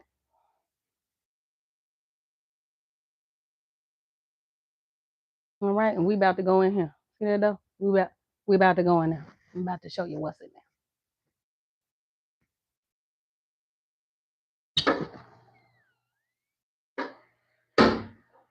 there. All right. Here we go. Let me turn around.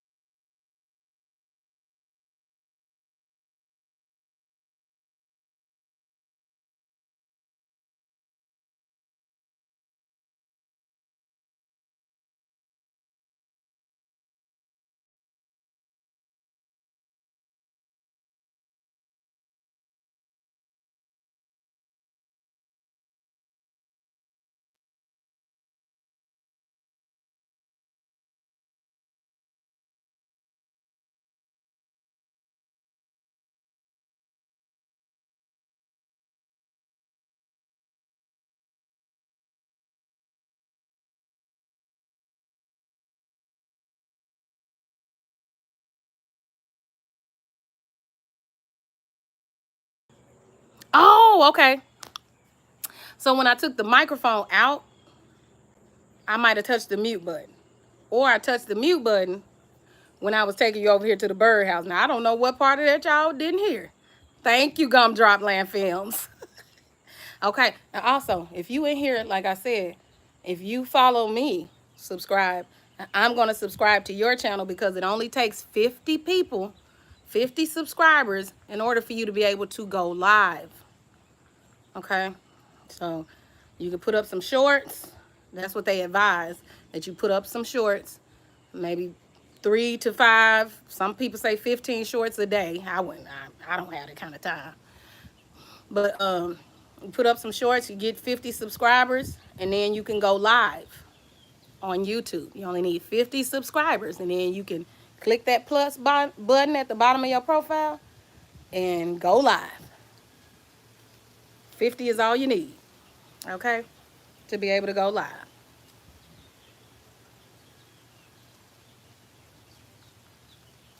Okay. So, wow, you've had your channel for 18 years. Wow. Okay. I've had mine. I haven't had my channel, but I've been on YouTube since 2012. You know, I've been watching and been a follower on YouTube since 2012. But I didn't start my channel until, you know, I didn't start putting things onto YouTube, starting a channel, until a year ago. And I wasn't even serious. I was just putting videos up, and just like I was treating it like Facebook. So I was treating YouTube like Facebook, and so I just started doing YouTube. So like being live and putting actual content up, it's been 2 weeks.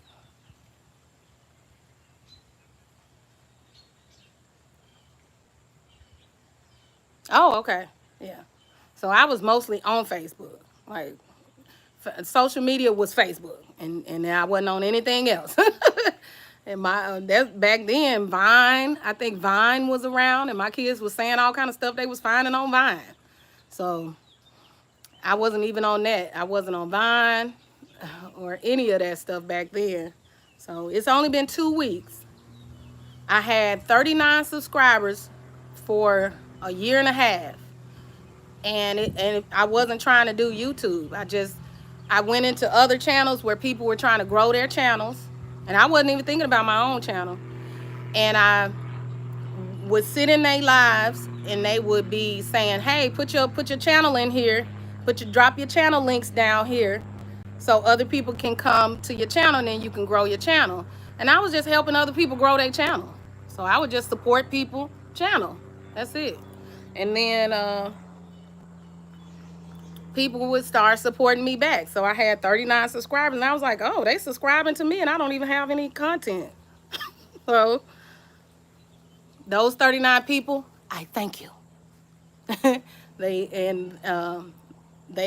they started where I would be able to go live faster. Because I already had 39 and all you needed was 50. So I started. Once I got to 50, I was like, oh, I'm gonna go live. I didn't know what I was gonna say. And he just over here eating the seed, just like I'm standing right here, we looking at each other. He don't care. And so I just went live and sat on here and just talked. Just talked to the camera. That's it. And then the next time I came on, I just talked to the camera, and I talked about what I would be doing on my channel. And that's what I sat around and did. And then I was like, I probably should put some actual content up. And then so I've been trying to learn how to do videos. And so I have some videos on there. I had to learn how to create a thumbnail. And then I had to learn how to put the thumbnail in front of the video. And then I had to make an outro. And then, hey, I love the Sterniolo triplets. I love the Sterniolo triplets. I don't know if I'm saying that right. Hey, and thank you. Thank you so much. And so this time, this is the first live where I was like, oh, spider web. This is the first live where I actually said, okay, now I have a topic. and then we're gonna talk about a topic. Okay. And but before that, I'll just on here going off the top of my head, showing you the wigs that I was ordering so I could do some of the funny skits that I be seeing on YouTube. And then I started showing you my caftans. And I would take clips out of that, clips out of the live whenever I was acting goofy or whatever, and then I would post that clip onto YouTube and just trying to see if anybody cared. And eventually I got to 70 and I was like, oh my gosh, people actually care how silly I am. And so today, you know, I know people be like excited because they got 1,000 subscribers and they so excited and stuff. And I'm sure I would be extremely excited because when I came on and I had 100, I was like, oh my God. I was like, oh my God. So that motivated me and made me want to learn more about YouTube and do better YouTube videos. So that's what I'm trying to learn how to do. I'm also trying to learn how to start a meditation channel, and that requires more video editing than just the videos that I put up. So it takes more skill and other apps to do. So you learn a lot on YouTube. So if anybody has a YouTube channel, put it right there. Thank you, and I'm gonna subscribe to you. Hey, Chili Merchie. I'm doing very well. It's a little warm today, but now I'm back in the shade, so I put the wig back on. And I'm doing very well. I'm excited to be in front of some actual people, where I'm actually talking to people and not just talking at the camera. And I was explaining how I just, why, thank you, darling. I have so many. And that's how wig moment of the day started. I was like, okay, there's a thing that I do. Somebody's got to be able to know it, and it's got to be me first. And so I was like, oh my God, I have this giant box full of wigs. I have a wig tub, okay? I have a wig tub. I have a big blue tub, storage tub, and I have wigs in it. Like I said, when my husband was a Freemason, we went to a lot of parties, and they had a lot of costume events, and I had lots of hair from that. And then just because I slay, so I slay every day, and I don't play. Okay, so I just I started putting these wigs on, and I would say something that felt good to me to the camera and then put it on YouTube. So some of the things, there are at least 2 clips that I have, 2 shorts that I wasn't feeling it, but I said it anyway, and you can tell. So so I get on here, I say what feels right to me, and then I put it out there, and that's it. Well, thank you. Oh, thank you. I hope so. Well, I won't be entertaining at all. But like I was telling them before you came in, Chili, some people just have their camera turned on and they sleep in their bed, and they just play that all night. So there's many ways to do YouTube, okay? So whatever you got that stand out for you, that make you stand out, whatever little thing that is, whatever it is, big thing, little thing, whatever. Put that on there and do it. I'll support you. I'm gonna support everybody in this chat. Even you, Elena O'Farrell.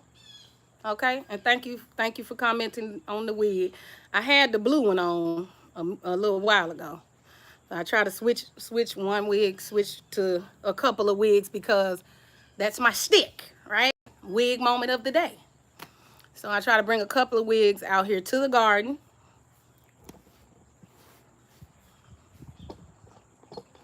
When I'm in the garden, I try to bring a couple of wigs with me so that, you know, I could pop the wig moment of the day. I thought you could see here I had them in. There they go. That's the blue one. And so I bring a couple out here and then I just chit chat now. The other day it was cold, so I was inside in my craft room. And I call that the wig dome. Okay? And so whenever I say we live and we in the wig dome, I'm in my craft room upstairs. So I crochet, I embroider, I color. Oh my gosh, what else? Oh, I just started getting into beading. Yes, okay, I was telling everybody my mother, Olphia, not Ophelia, Ophia Lewis, Louis, on Facebook, sells paparazzi earrings. These are $5 a pair. And every pair of earrings you see me with is going to be from Paparazzi. Because my mama always tell me, come on in and get me some. So she give me a handful of them and I go on.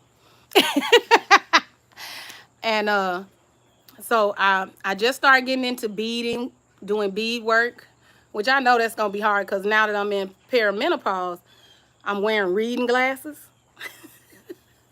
So we gonna see how that go. I got the big bright light that go over you while you know the craft light while you do the bead work. And I just got into the adult coloring books. So and I go to paint and sips. I need to go to paint and not sip. But I go to paint and sips, and so I like to paint, and so that's in the background. And I crochet. Now I'm supposed to be learning to knit too, but with me, I pick a thing and then I get excited, and then I do a whole bunch of different things. So I'm still gonna learn to knit. It is 12:34 p.m. So Chili asks, what time was it? It's 12:34 p.m. Oh, really? Oh, well, my name is Latoria. And believe it or not, people have a hard time saying my name. I'm Latoya, Victoria, Tori, Tora. And my husband called me Lola because when we met, my last name was Lopez. So Latoria Lopez, he switched it around and called me Lola. But my nickname is Little Fluffy, which is right here. Okay. So, and that's because of this right here.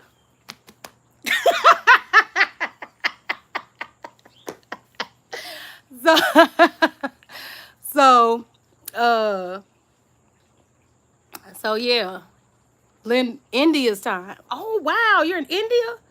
How cool is that? I was just talking about Canada. So I was talking about Canada and how Canada has a large Indian population. And I spent 2 weeks, and then before that, I spent a week before that, I spent another week in Canada. So first I spent the week, and then we went back and stayed in Canada for 2 weeks, and they have a huge Indian population in Canada. So, and I love it, okay? I love it. I enjoyed everything there. Okay. Wow, okay. You're in Ireland? Wow. Hey, I have a friend in Ireland right now. Oh my God, what city is she in? Why am I forgetting that? Because she told me. Anyway, we were supposed to be going to London, and she was like, oh, you can take a train, and it's only like an hour and a half to get from London to whatever city in Ireland she is in. I can't think of the name of it. But she was only supposed to be gone for a year, and she's been gone for 2. Done. There you go. if you come to India, you should visit Assam, and definitely you're welcome to my house. Thank you, Chili. I appreciate that very much. Thank you. And I do travel. My husband was invited to a wedding in the Philippines. And he was like, I don't know about going to the Philippines. And I was ready to go, child. I be ready to go. I be ready to go. I'm like, what? We can go somewhere? Let's go. I mean, I love different cultures. I love my culture, but I love different cultures. I mean, beautiful, beautiful thing. Um, so yeah, we were in Canada, and they have a large Indian population. They have a large um, Jamaican population, and we ate Jamaican food and Indian food until my husband was tired because I love it. And when we went to Niagara Falls, we ate at House of India, and it's a lot of Indian restaurants in Niagara Falls, right where all the tourist attractions are at, right on the strip of Niagara Falls on the Canada side. You live in England, you went to Spain. Now my husband, his father was stationed in London, England. So he's lived in London. His sister was born in London, England, and then they moved back here to the States.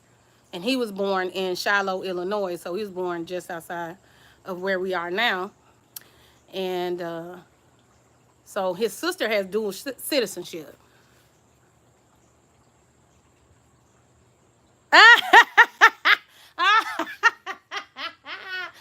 Drink like an Irishman? I know.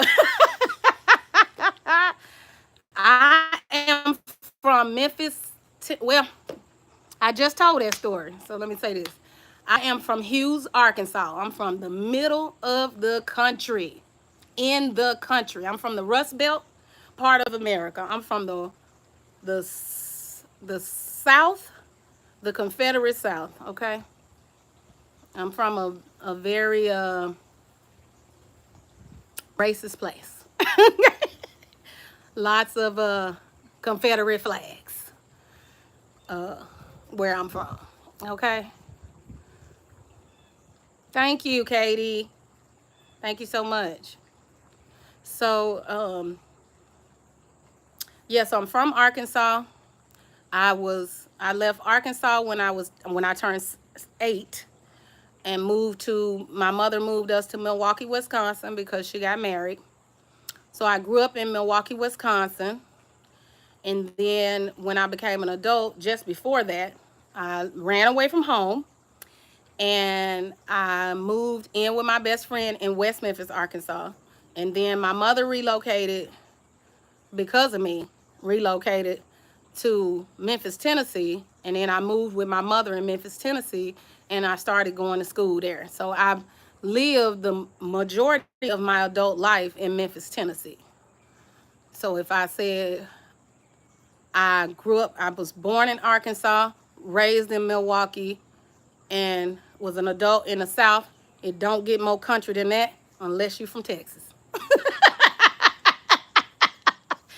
So I'm a Southern girl with a Midwest heart, and I don't think you could get more country than me, unless you're Dolly Parton.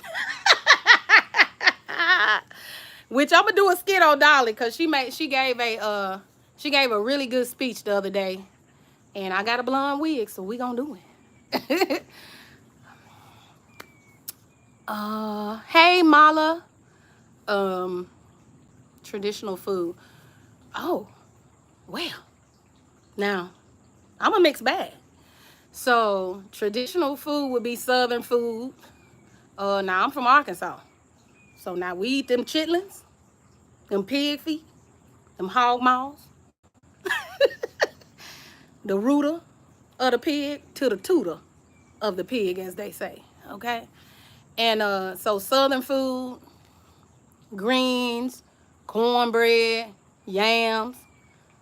I don't know if macaroni is a Southern thing or just an American thing, okay? But, you know, all of that. Fried chicken, um, fat back, pork and beans. Now, the Midwestern part of me grew up under uh, a lot of German and Polish food. So goulash and bratwurst and sauerkraut.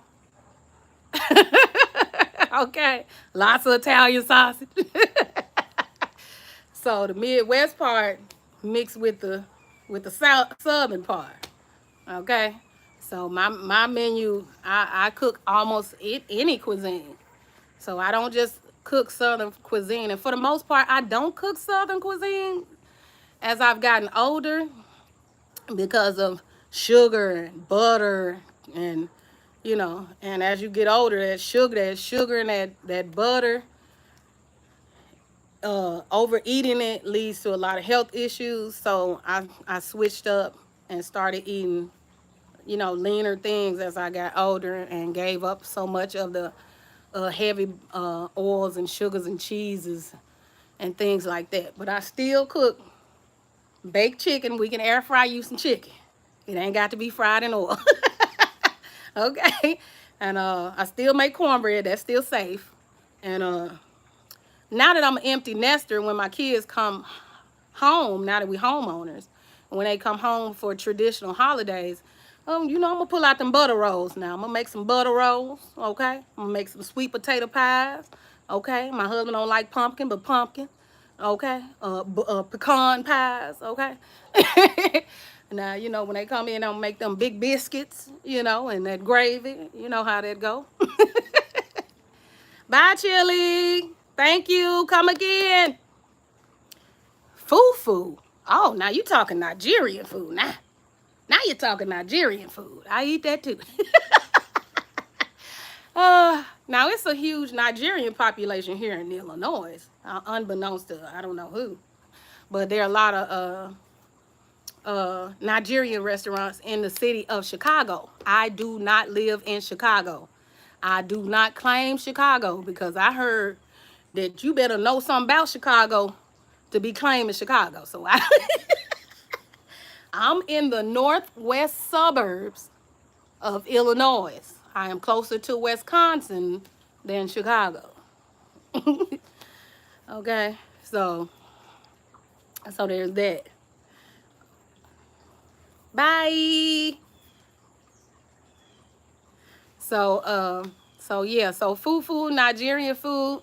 I just had a Nigerian Uber driver, and he was trying to tell us where his family's restaurant was. Where I lived before we bought this house in Hoffman Estates, they have a large Indian community in Hoffman Estates. So they have Patel Brothers Grocery. They have the eggaholic restaurants. They have so many. I was in Patel Brothers grocery shopping like I was from India, child. But I have not. I didn't see a Nigerian restaurant out there. Now I might have missed it, but I have. Now I lived in Louisville, Kentucky for 3 years. So there's a in the Highland Park area. There's a in the Highlands they call it in Louisville, and say it right, Louisville. Um, they had Nigerian restaurants there, and I went there and I ate fufu with a I forgot what the fish was, but it was in like a tomato sauce. It was really good.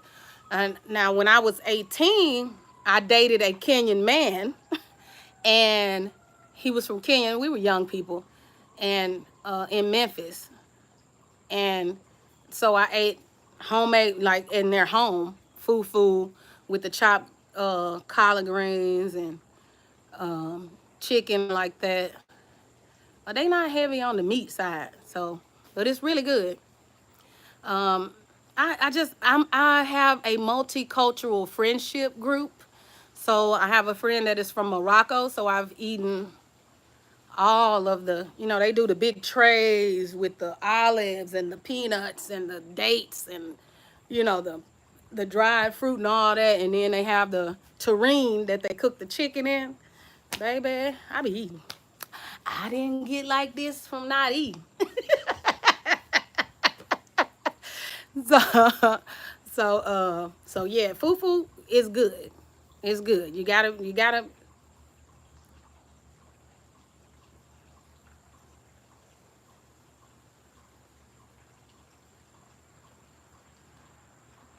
Oh, that is completely up to you. What you want to do? Well, you can keep watching. You probably got a few more minutes with me um, before I go in and call my mother for her birthday. But yeah. So I've talked with y'all about marriage culture, what I think. Like I said, I got called dumb, and then I showed you my hot tub room, and I told you that in the future there will be footage of me in the hot tub. Okay, and I took you out to the garden, and I showed you the birds over there, and I told you about how it was Alfred Hitchcock out here earlier. I'm gonna put the short up. I recorded. I was like, let me get my phone because this is unbelievable. And so I will tell her. I will tell her. I will. And next time I'll be able to have some whatever they have, your Venmo, your Cash App or whatever. I'll have those links somewhere. I'm just excited to be here. I didn't think anybody was gonna show up. So, I I thought that those things like that come way later down the line. I didn't even think of that. I'm sorry. But I will tell my mother you said happy birthday. I will definitely tell her. She is going to be 67. So my mother is 67. My mother is 20 years older than me. So she was same age I was. When I had my kids, her too, 21, 22. So around that same time. So when I'm in my 60s, my daughter and son will be in their 40s. So, and I was just saying the other day that I had to apologize to my mother because of when she was in her 40s, I was in my 20s, and I probably was stressing her out. And she was definitely in menopause, and I was probably worrying her so bad. And I apologize to her for that because now that I'm here, now I know what it's like. Hey, baby, talking about go in a room and forget why you went in there. Child, that's me. I was headed to the cabinet to get something out the cabinet, and I opened the refrigerator.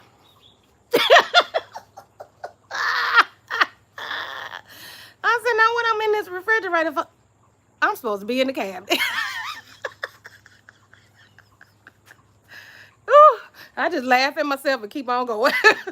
Child, like that. Not. I'll be like, menopause, okay? Mental, not menso. Mental pause, okay?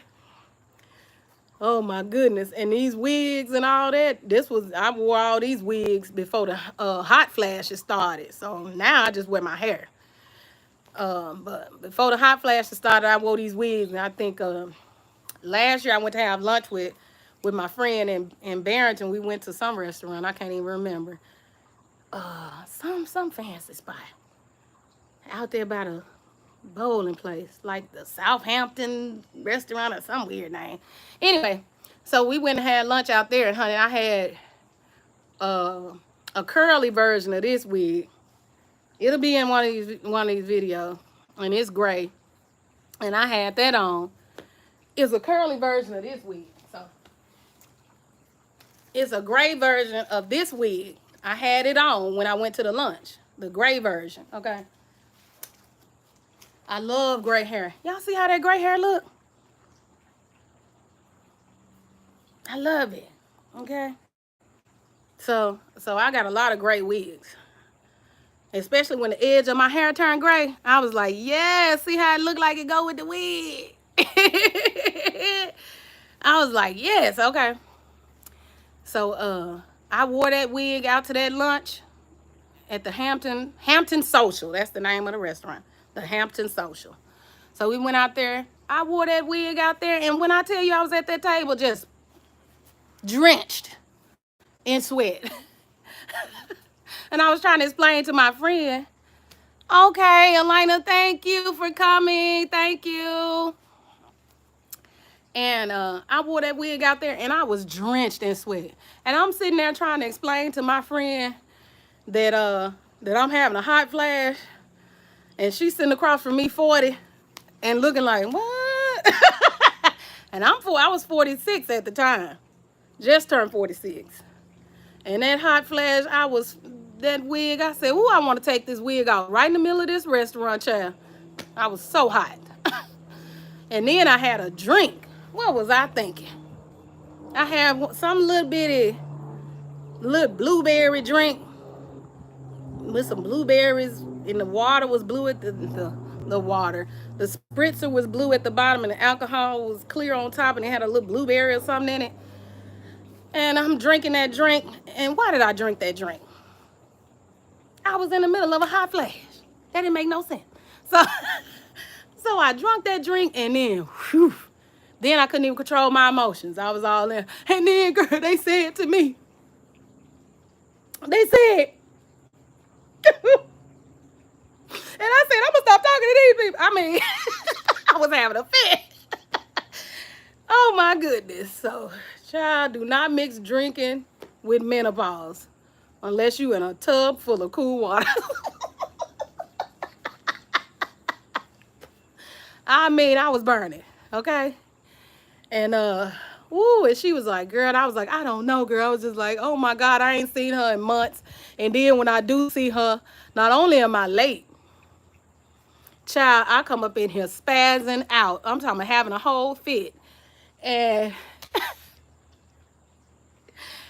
I had gossip to tell her, because we hadn't seen each other because I had stopped talking to somebody in the group of Mason wives. And so they lied to me. They used me to get ahead and then try to act like they ain't know me. So I said, okay, you're conniving.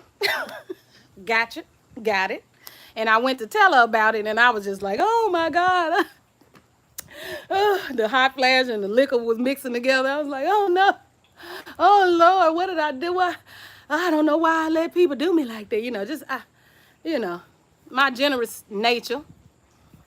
So I became a member of OES because a friend asked me. She said she was trying to start the group in the building that we were already in Barrington Lodge, and she wanted to start it in the basement because they was holding a reading group in the basement already, and she felt like that they could also do that since they only meet once a month. And then when I got involved and started coming out, and then I got initiated and then became a part of the group, I didn't hear from her no more. She wasn't calling. I would see her at events and she'd be smiling all against my face while we taking pictures. She in that picture with the red hair on my community tab. And she, we only friends in front of people, and then in private we don't know each other. So I was like, okay. And so when I asked her about it at my friend who went to Dublin, her going away party, I waited to the end of the party to ask her about it. And when I asked her about it, she acted like I was lying. Now, how I know all this? Now, girl, I don't know nobody here. So how do I know you wanted to start a group in the basement of a lodge that I ain't never been to, child? So anyway, so she made like, girl, I never said that to you. You just wanted to be OES. Girl, how in the hell would I want to be something I had the opportunity to be in Memphis with other black people? I'm going to wait till I get up here with you, and then all of a sudden I just got the desire to be in a group of white people at OES. For what, girl? I don't even go to church like that. So anyway, so she tried to embarrass me and play like, oh, girl, you making that up. I never said that to you. And so I roasted her real quick with the neck at the party, and everybody was looking like, oh my God. That's the thing about being the only black person in a room, is when you have to stand 10 toes down on something, it looks scary to them. Imagine that. But they can stand up to people all day and nobody gets afraid. So So I was like, okay, I guess I gave angry black woman that night. I guess they'll get over it or not. But don't play with me and have me going out of my way to do something for you and me, because it benefited me too now. But go and do something for you, and then you try to play like I just wanted to do it. I never told you nothing. You got to be kidding. And there's two other people sitting at the table, and that's the reason I asked her at the party. The two other people that had been coming to me and saying, "Hey, what's going on with the? Is y'all gonna open y'all own lodge or what's going on?" And so when I get all three of us together, I'm like, okay, all four of us are here. Now we can have this conversation. And then you try to play me like I'm making stuff up with the other witnesses here. With the other witnesses there.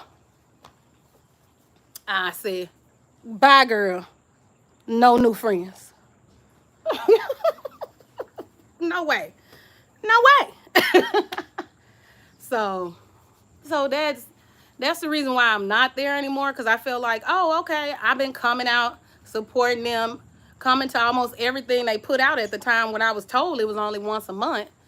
And I've been showing up. And I noticed that out of the 11 people that come, I'm the 11th person. Okay? And so I said, well, you know, if you don't appreciate my presence, then you could admire my absence. And that's it. And I reached out to other people to let them know my decision, so I'm not just abandoning my sisters. Okay? And you know, I really didn't drag the issue like, yeah, I got into it with Aaron. I didn't do any of that.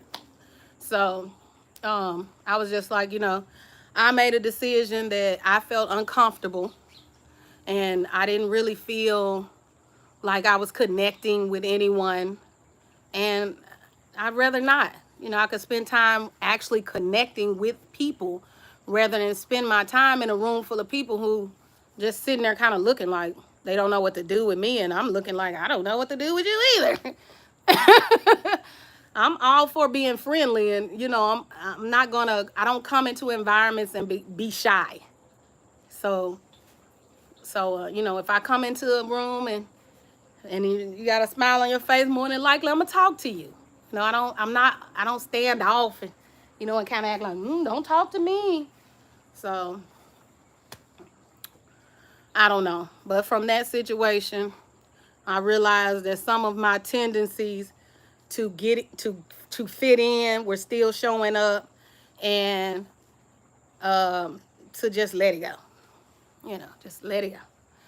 And you know, and I said my goodbyes to the people who mattered, and I still talk to the people who mattered, and the people who couldn't see me or had to decide when they was gonna make time to see me, and I'm sitting in a room with them. I just said goodbye.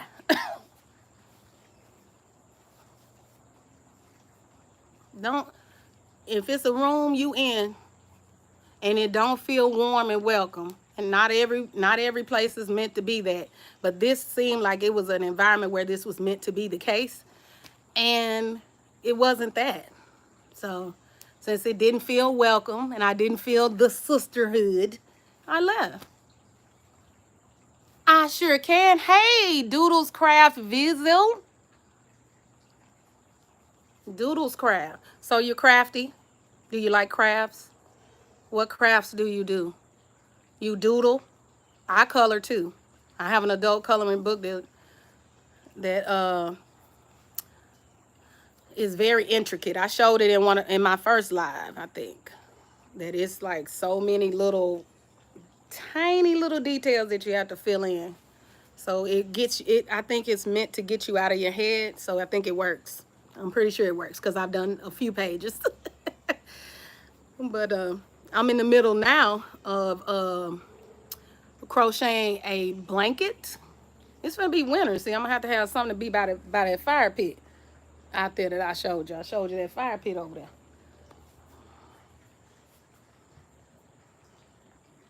See that fire pit? And I gotta burn that brush, all that leaves and stuff that fell down. I gotta burn that. That's the birdhouse. That's the hot tub room. Okay. And this Big Bertha right here. See Big Bertha? She lean all the way over the house. You see her? She right there over the house. Look at her. She better not do nothing bad. Bertha better be good. Bertha been here 20 plus years. She better be good 20 more. Okay. Be good, Bertha. Okay. um, but yeah, so I do a lot of crafts. So Doodles craft. Do you do crafts? Okay? Cause I do. I do. So I embroider, crochet, I do costumes, and I doodle, color, and paint. And I'm learning to bead. I'm learning to do bead work. And I have yet to learn, because first I got to finish this blanket for that fire pit, to knit. Okay? And I know the technique is similar, but it's also very different. Everything that you do with the crochet hook is in the air, and everything that you do with the knitting needles is on the needle. So that's very different. Okay. Um. So yeah. So yeah. Oh my God! Did y'all see that? Y'all look good.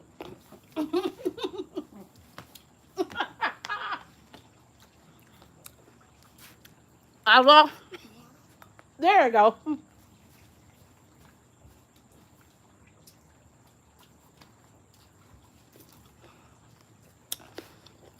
I lost a tomato. I lost a tomato. Hold on. Okay.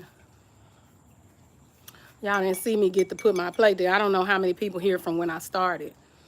Y'all didn't see me get to put my plate together. Got the Dr. Brew kombucha. Any kombucha will do. It don't have to be Dr. Brew. And I'm nibbling off this vegetable plate, a charcuterie plate, a charcuterie plate, y'all. Oh, there go another tomato. Hold on.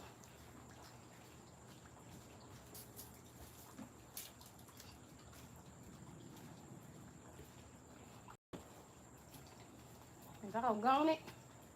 I knocked all them tomatoes on the ground. Okay.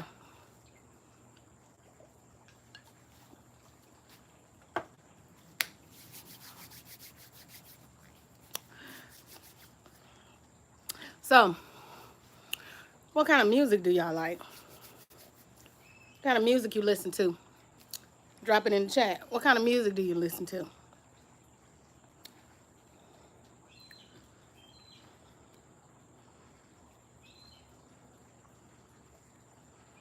Okay, I'm getting calluses on my hand. I don't know. Probably from holding my phone doing all this footage. um, so y'all ain't gonna tell me. Okay. So I listen to all music.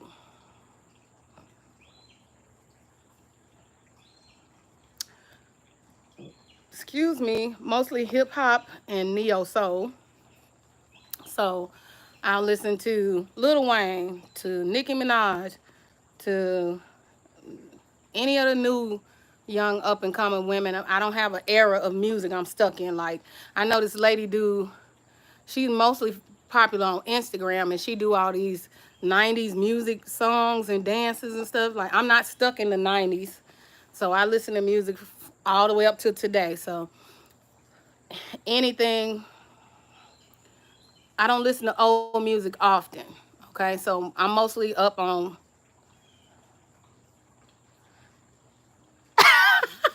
Elena. Better do your homework. Now I told you don't give up. Thank you. Oh, impresso. Um, uh, so I listen to all the music. Okay, so I listen to music, um, hip hop. I listen to all of it. All the new girls, the young women that rap, all the young women that sing. Ariana, Megan Thee Stallion, Glorilla, Sexy Red. Look, it's funny, okay? Okay? Don't judge me. Sexy Red is funny. Don't judge me. She funny, okay? It's funny. I don't take it seriously. And if you in any other country, please do not think that Sexy Red is a black representation of black people. Okay? But she is funny. Okay, so I laugh. I love it. I laugh. I grew up listening to Two Live Crew. Okay? I grew up listening to Sir Mix-a-Lot. Okay? I grew up listening to MC Breeze. Okay, and they all made music similar to that. I don't want to hear it. Don't judge me. Now, you know Uncle Luke was out here being nasty with that. It's your birthday. It's your birthday. It's your birthday. You know. You know what he was saying. And you know Sir Mix-a-Lot was talking about your booty and how big your booty was. Now, you know Nikki did a whole song, Anaconda, based off that old song, that Tone Loc. Wait, Sir Mix-a-Lot. I listen to Tone Loc too. Oh my God. Okay. And whoever did Doing the Butt, that song. Okay, so ain't nothing so Sexy Red. Don't judge me. She funny. Okay. So now you got Uncle Luke out here telling you to vote for Kamala Harris. Okay. Uncle Luke out here telling you to vote for Kamala Harris. That's all I got to say. So now he go from pop that coochie baby to telling you who to vote for, okay? So leave Sexy Red alone. I ain't in there. Don't judge me. She funny. Get it sexy. Get it sexy. Get it sexy. So I listen to all of the young girls that are out here rapping, JT, all those people. Not like I just be in the house bumping them or anything, but if I go in the hot tub room, then I'll turn them on. All of them. ASAP Rocky just had a new song. I listen to that too. I listen to jazz. I listen to classical, country. I used to be a huge Shania Twain fan. Hell, I used to be a huge Hulk Hogan fan. I had the Hulk Hogan poster on my wall. So, yeah, so and Neo Soul, you know, Music Soul Child, India R. Reed, Jill Scott. The new girls are Victoria Monet, Doechii, Doechii. I think that's how you say her name.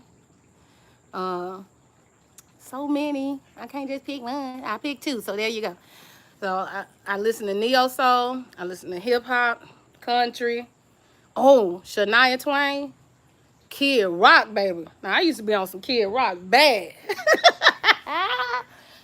And don't forget Ricky Martin.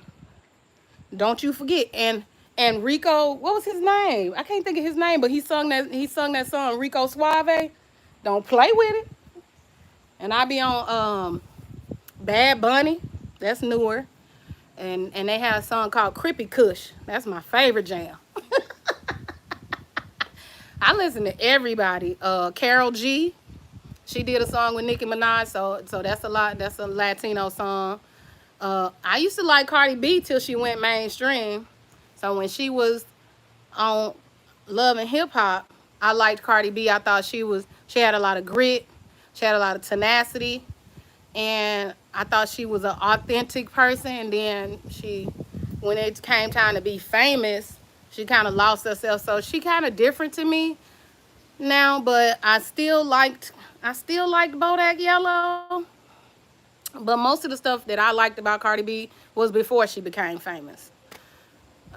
Same thing with Megan Thee Stallion. Most of the things I liked about Megan Thee Stallion was before she became famous.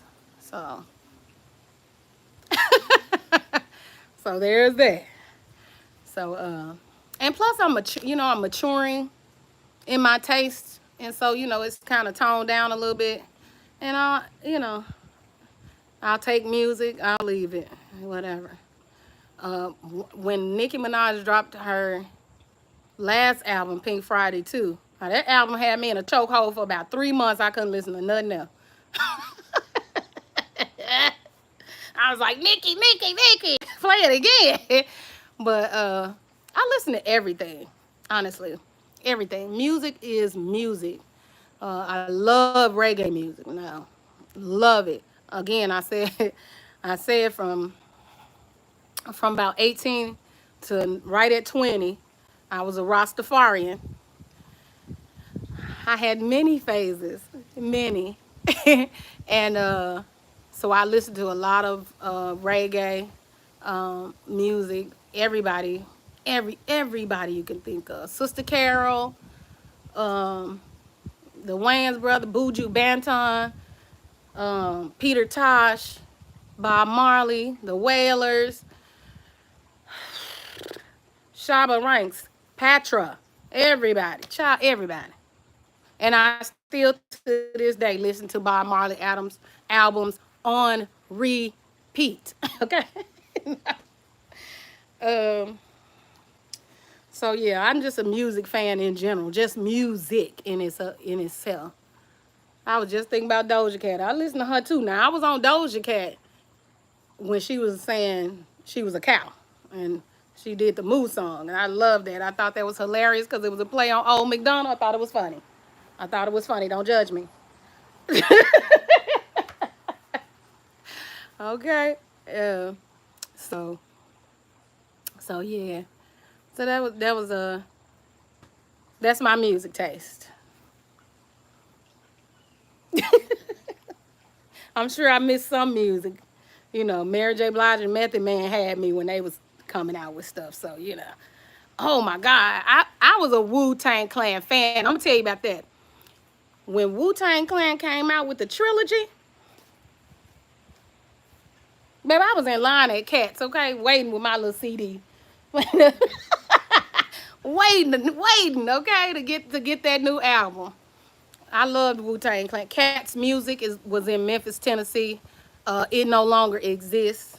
So, but anytime an album would come out, um, people would line up outside of Cat Music. They had one downtown and one in Midtown Memphis, and we'd be standing outside that Cat's Music waiting to get that new album. And that's when CDs was fairly new because I am 47. So CDs was fairly new at the time. So we used to stand outside the music stores, and it was across the street from a Blockbuster. So there you go.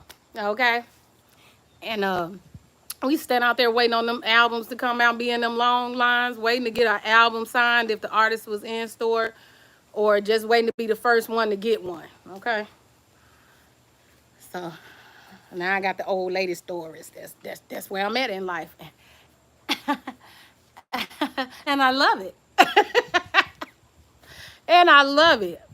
One thing is for sure is that I accept myself. I've never went to the mirror and told myself, you could just be better. Okay? In the fullness of myself, I accept me. So get into it. Get into it. Get into it. Um, yes. So y'all will see me coming up. Y'all will see me doing imitating different people. Okay? In living color characters. Um, regular cultural characters out here. For example, you'll see on Friday, uh, I have a different afro, not this one. She ain't gray yet. She still got all her brown hair, I think. I think. but I have a brown afro too. So you'll be seeing me imitate Tabitha Brown.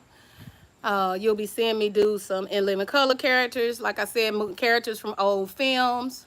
And my base will always be wig moment of the day. Okay, so that's the morning inspiration, the morning joke, or just telling you in the morning, I love you. I love you. Okay, and I mean that. I really mean that. So I put those out daily. Everything else comes out on Wednesdays, because that's the day I do it. So once I come off live, I head to the craft room, and then I start putting the skits together and doing them and recording them, and then they'll be posted later. And then on Sundays, I come out here. I'm in the garden, and I come out on Sundays, and weather permitting,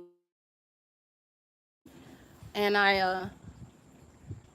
after I do the live on Sunday, I go back in to the craft room, and I put some skits down, and then they'll come out Sunday. Some stuff I put out in the middle of the night. Just depend on what Perry doing, okay? Perry Menopause, okay? If Perry Menopause say we up tonight, there'll be skits at midnight. Okay? But so yeah, so that's what I do. On Wednesday and Sunday, I go in, I work on the skits, and then I put them out randomly as hell, okay? And if I have so much old footage of my life that I'll be putting out, but anytime I do something new, I'll show it to you. All of my life is not social media, but what did I do have, then I will show it to you. Now, my husband is shy, so he'll hold the camera. He don't like to be in front of it. I got a recording of him one time saying something. I'm gonna put that out. I said I'm gonna put some funny words on top of that because he said, I'll tell you tomorrow. I asked him something. I asked him a question. He was like, I'm gonna tell you tomorrow. I recorded it. So I'll put that out with something funny on top of that. And so anyway, so the thing that's special about today is my mom. So I'll be doing that, and she probably busy. She got her a church group and things. She be doing things, okay? And so I'll see what she up to, and then talk to her for a little bit, and then I'll go in and I'll start cutting them skits up, okay? And I'll cut those up until about 6 o'clock. I'll be doing those, recording those, and then my husband comes in, and then I become wife, okay? And then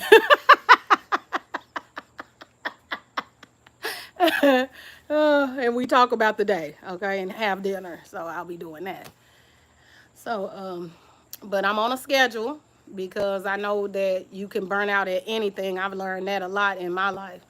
If you just, if you just so driven by it, you can get burned out really quickly. And I definitely don't want to do that. So I want to be consistent, so I won't wear myself out, and then I'll be able to be consistent, like anything else, like working out and losing weight. And I'll put that footage out too. That's a vlog I can do to show you how my weight loss journey was. let's call that a weight loss, weight gain journey. So you'll see how I took 70 pounds off my body in less than a year. The natural way, just eating small portions and working out 30 minutes a day with one rest day, because that's how Sean T got it set up. I was doing Sean T videos, and he worked you 6 days, and then the 7th day you can rest, okay? He a mess, but anyway, so I'll show you how that went, and you'll get to see me. You'll get to see me. I'll show how I lost the weight, and then you'll get to see how I gained it back. And let me tell you, the Masonic family, they know how to eat. I'll tell you that. And when I got caught up with them, we were going to dinner parties, and they have plated dinners, and we had steaks that was as big as the plate. And then my mama said, well, why didn't you just eat a little bit? I was like, first of all, I don't know. I was wrapped up in all the excitement, and caught up in all the people, and and then I forgot about myself. I forgot that, hey, I'm on a weight loss journey. So I put half that weight back. And now we're taking it back off again. You can't really see in this caftan, y'all. It's cheating. But so I'm taking that weight back off, so you'll get to see me do that. You'll probably see me work out too, because I've been thinking about recording my workouts. I don't want to get any kind of copyright thing going on with Sean T, because I like his workouts. And with Richard Simmons' estate, I like his workouts as well. They fun. He funny. I grew up on Richard Simmons. So, you know, he's funny. He's a funny guy. And God rest his soul. And so you'll see some of that. I keep hearing that hot tub.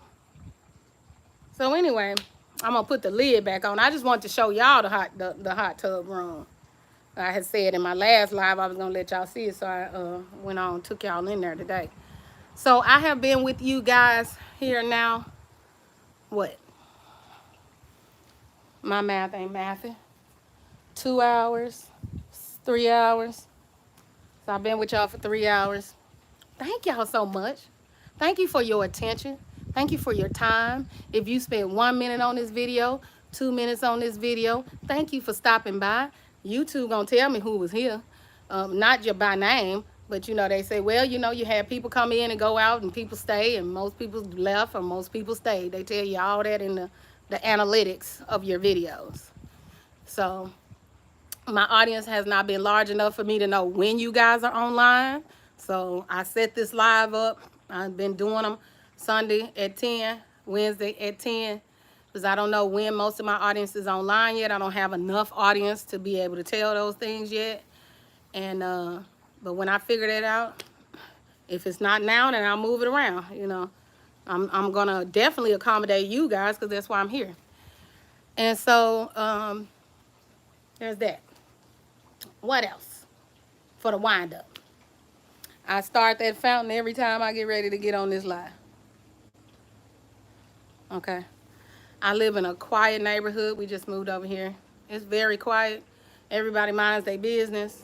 I don't see anybody bothering anybody. It's usually very peaceful around here. The only people that bother me, and we don't call them people, is the deer that keep knocking over my water fountain. and the squirrel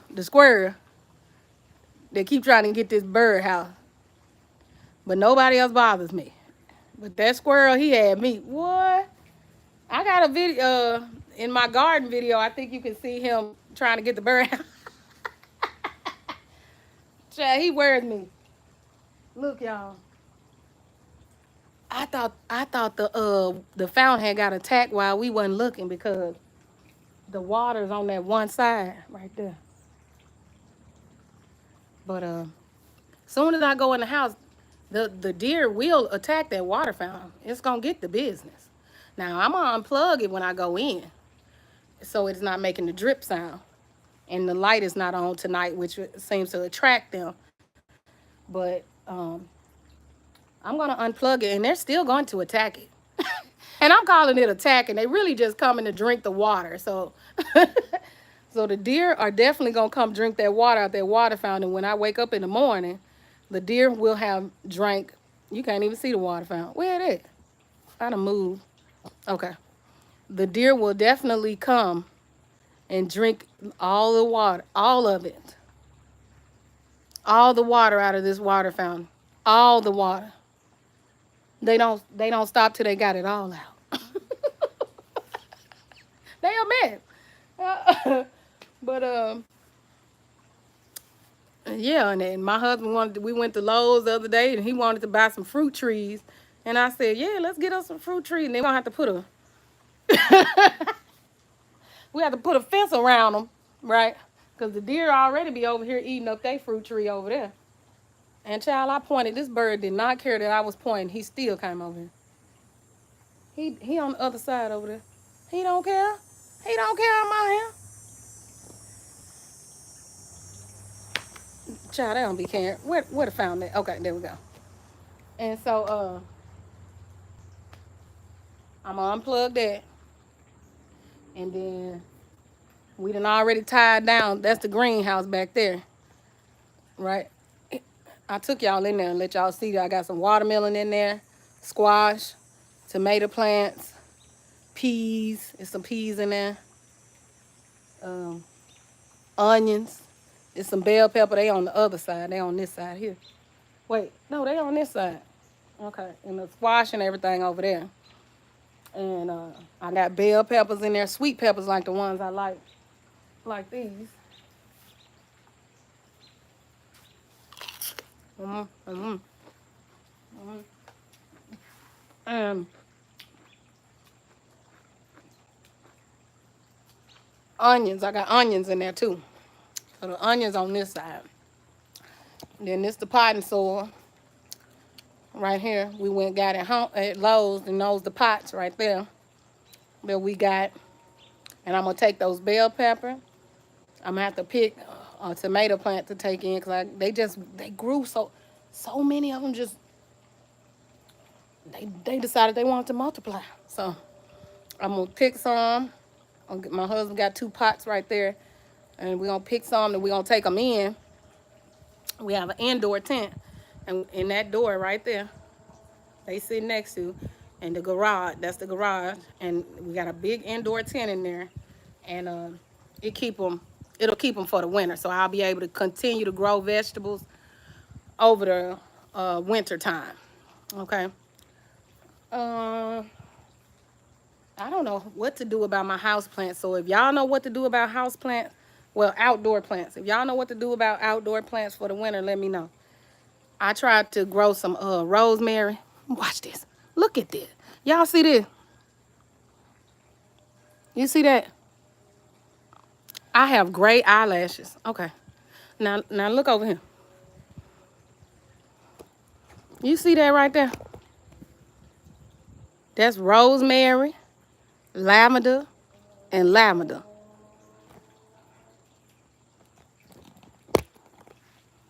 Now, why that rosemary and lavender don't want to act right?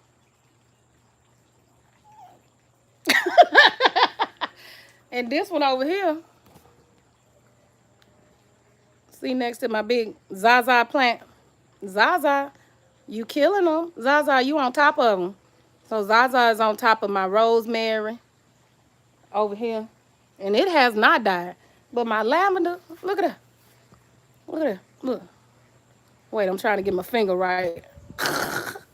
That lavender is gone. And you see this little plant here? I think it did. It ate it. You know, I got a citronella plant.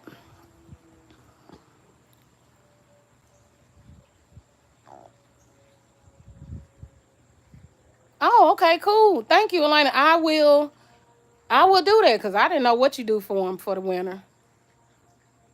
It's 1:29 p.m. Central Standard Time, I believe. Okay. I have the citronella plant, and I have the plant. It'll stick you. It sticks your fingers. And I have the cactus plant, and those it survives winter sitting right there. And it just all these leaves right here at the top, they fall off. But that thing right there, it stays. Wow. Oh, it's dinner time where you at. Late dinner anyway, supper time. And then this is my rubber plant. And it has doubled and tripled in size because now it has this big part right there. Wait, right there.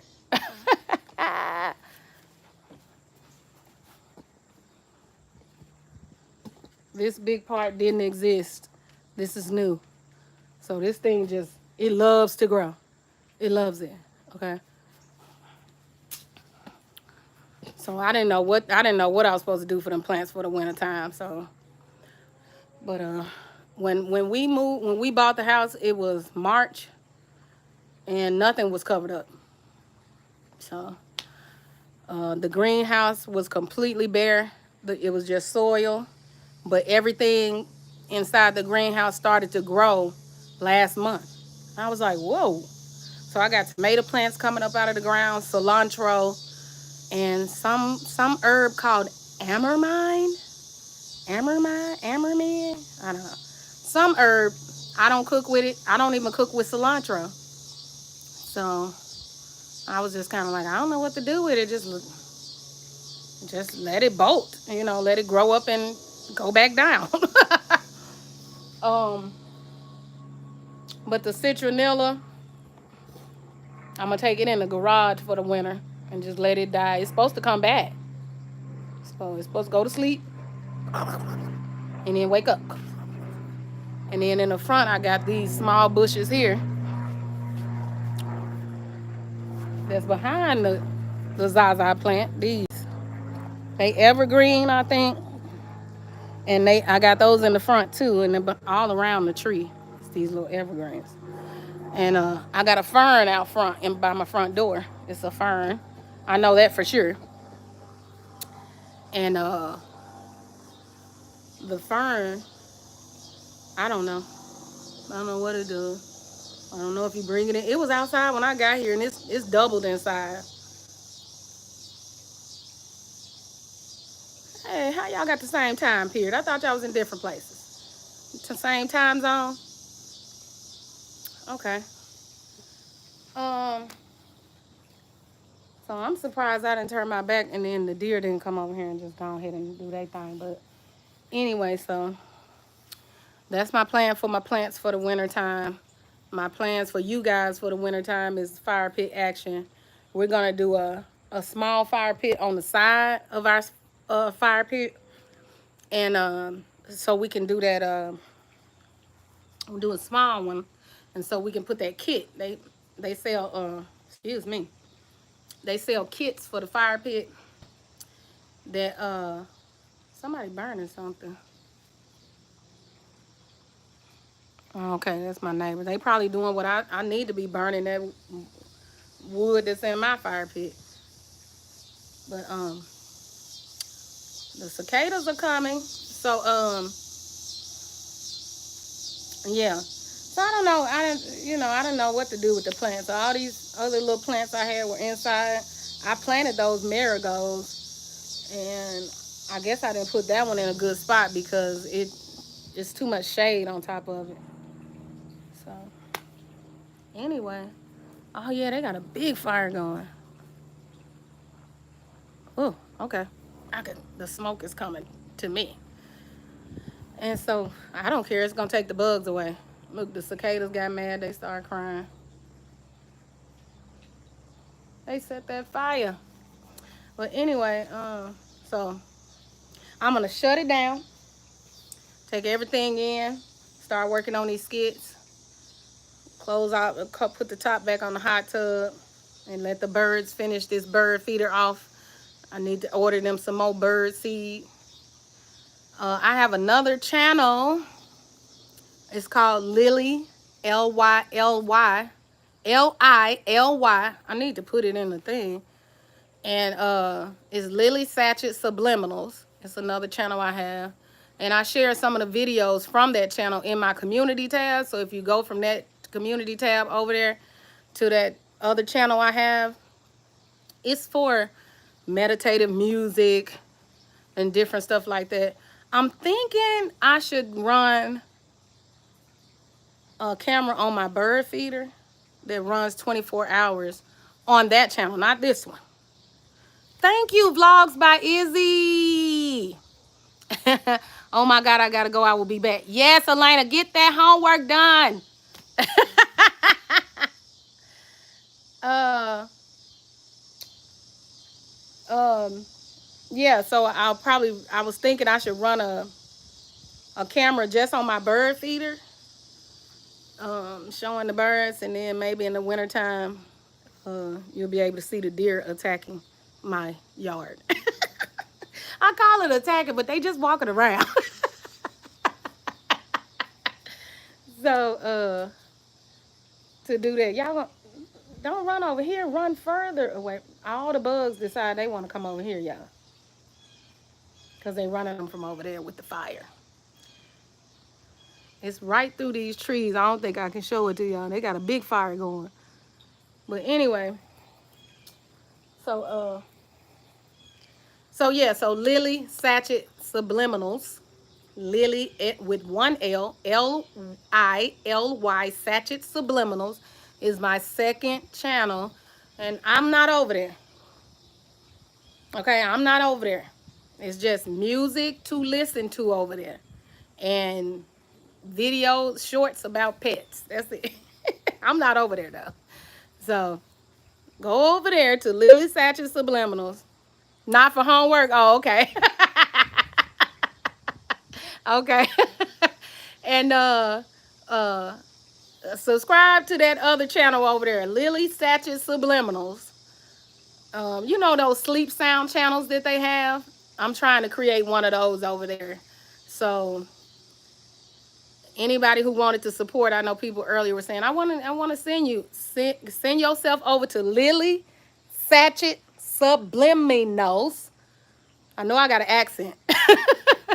And subscribe to that channel so I can start going live over there putting out meditative music. I won't be on that channel. That'll just be a 24-hour live channel. I'll never be over there. So the most you'll see on that channel will be the wigdom. And you'll see the wig dome. Like I said, that's my craft room where I have all my wigs. And you'll see that in some of the videos. But as far as me being on camera, I won't. It's not for that. It's not a channel for that. This channel is for me. That channel is for meditation. Lily Satchel Subliminals. Okay. Because I can't go live until I get to 50. Like I said, I'm gonna support you guys back. Vlogs by Izzy, Katie Young, Elena O'Farrell, O Impresso, Doodles Craft VZL, Chili Mirchi, Mala. Hey Mala, sorry I missed you. And I love the Sterno triplets, Gumdrop Land Films. Isaac, hey Isaac, thank you so much. Gamer with 2 crowns on one end, Gamer. Selena HM, Pradeep, Wijin Singh. I hope I'm saying that right. Dying Precious, or is that Delane Precious? Alpha Pharmacy. Okay. B Edits. Oh, thank you, B Edits. Wet Paws, thank you. Boovie Sing. The Sun Psychic 123. Hearts and Butterflies, thank you. Layanne 1238. CS said, you are dumb. He said, you are dumb. I think he meant I was dumb. So I'm going to let him have you are dumb. I am dumb. So there you go. Jessica, thank you. Okay. All right. So everybody that I've seen and anybody that might comment in the replay. I know this is a long live, but anybody that might comment in the replay, I will follow your channel. I will subscribe. I will most definitely subscribe. So thank you for watching. Again, I have that Lily Satchel Subliminals channel. I've said it so many times in this video at this point, at this end of the video, not in the beginning. That if you go over there and subscribe, then once I get to 50, I'll be able to show my meditation videos live. It's not me, though. I won't be on there meditating or anything.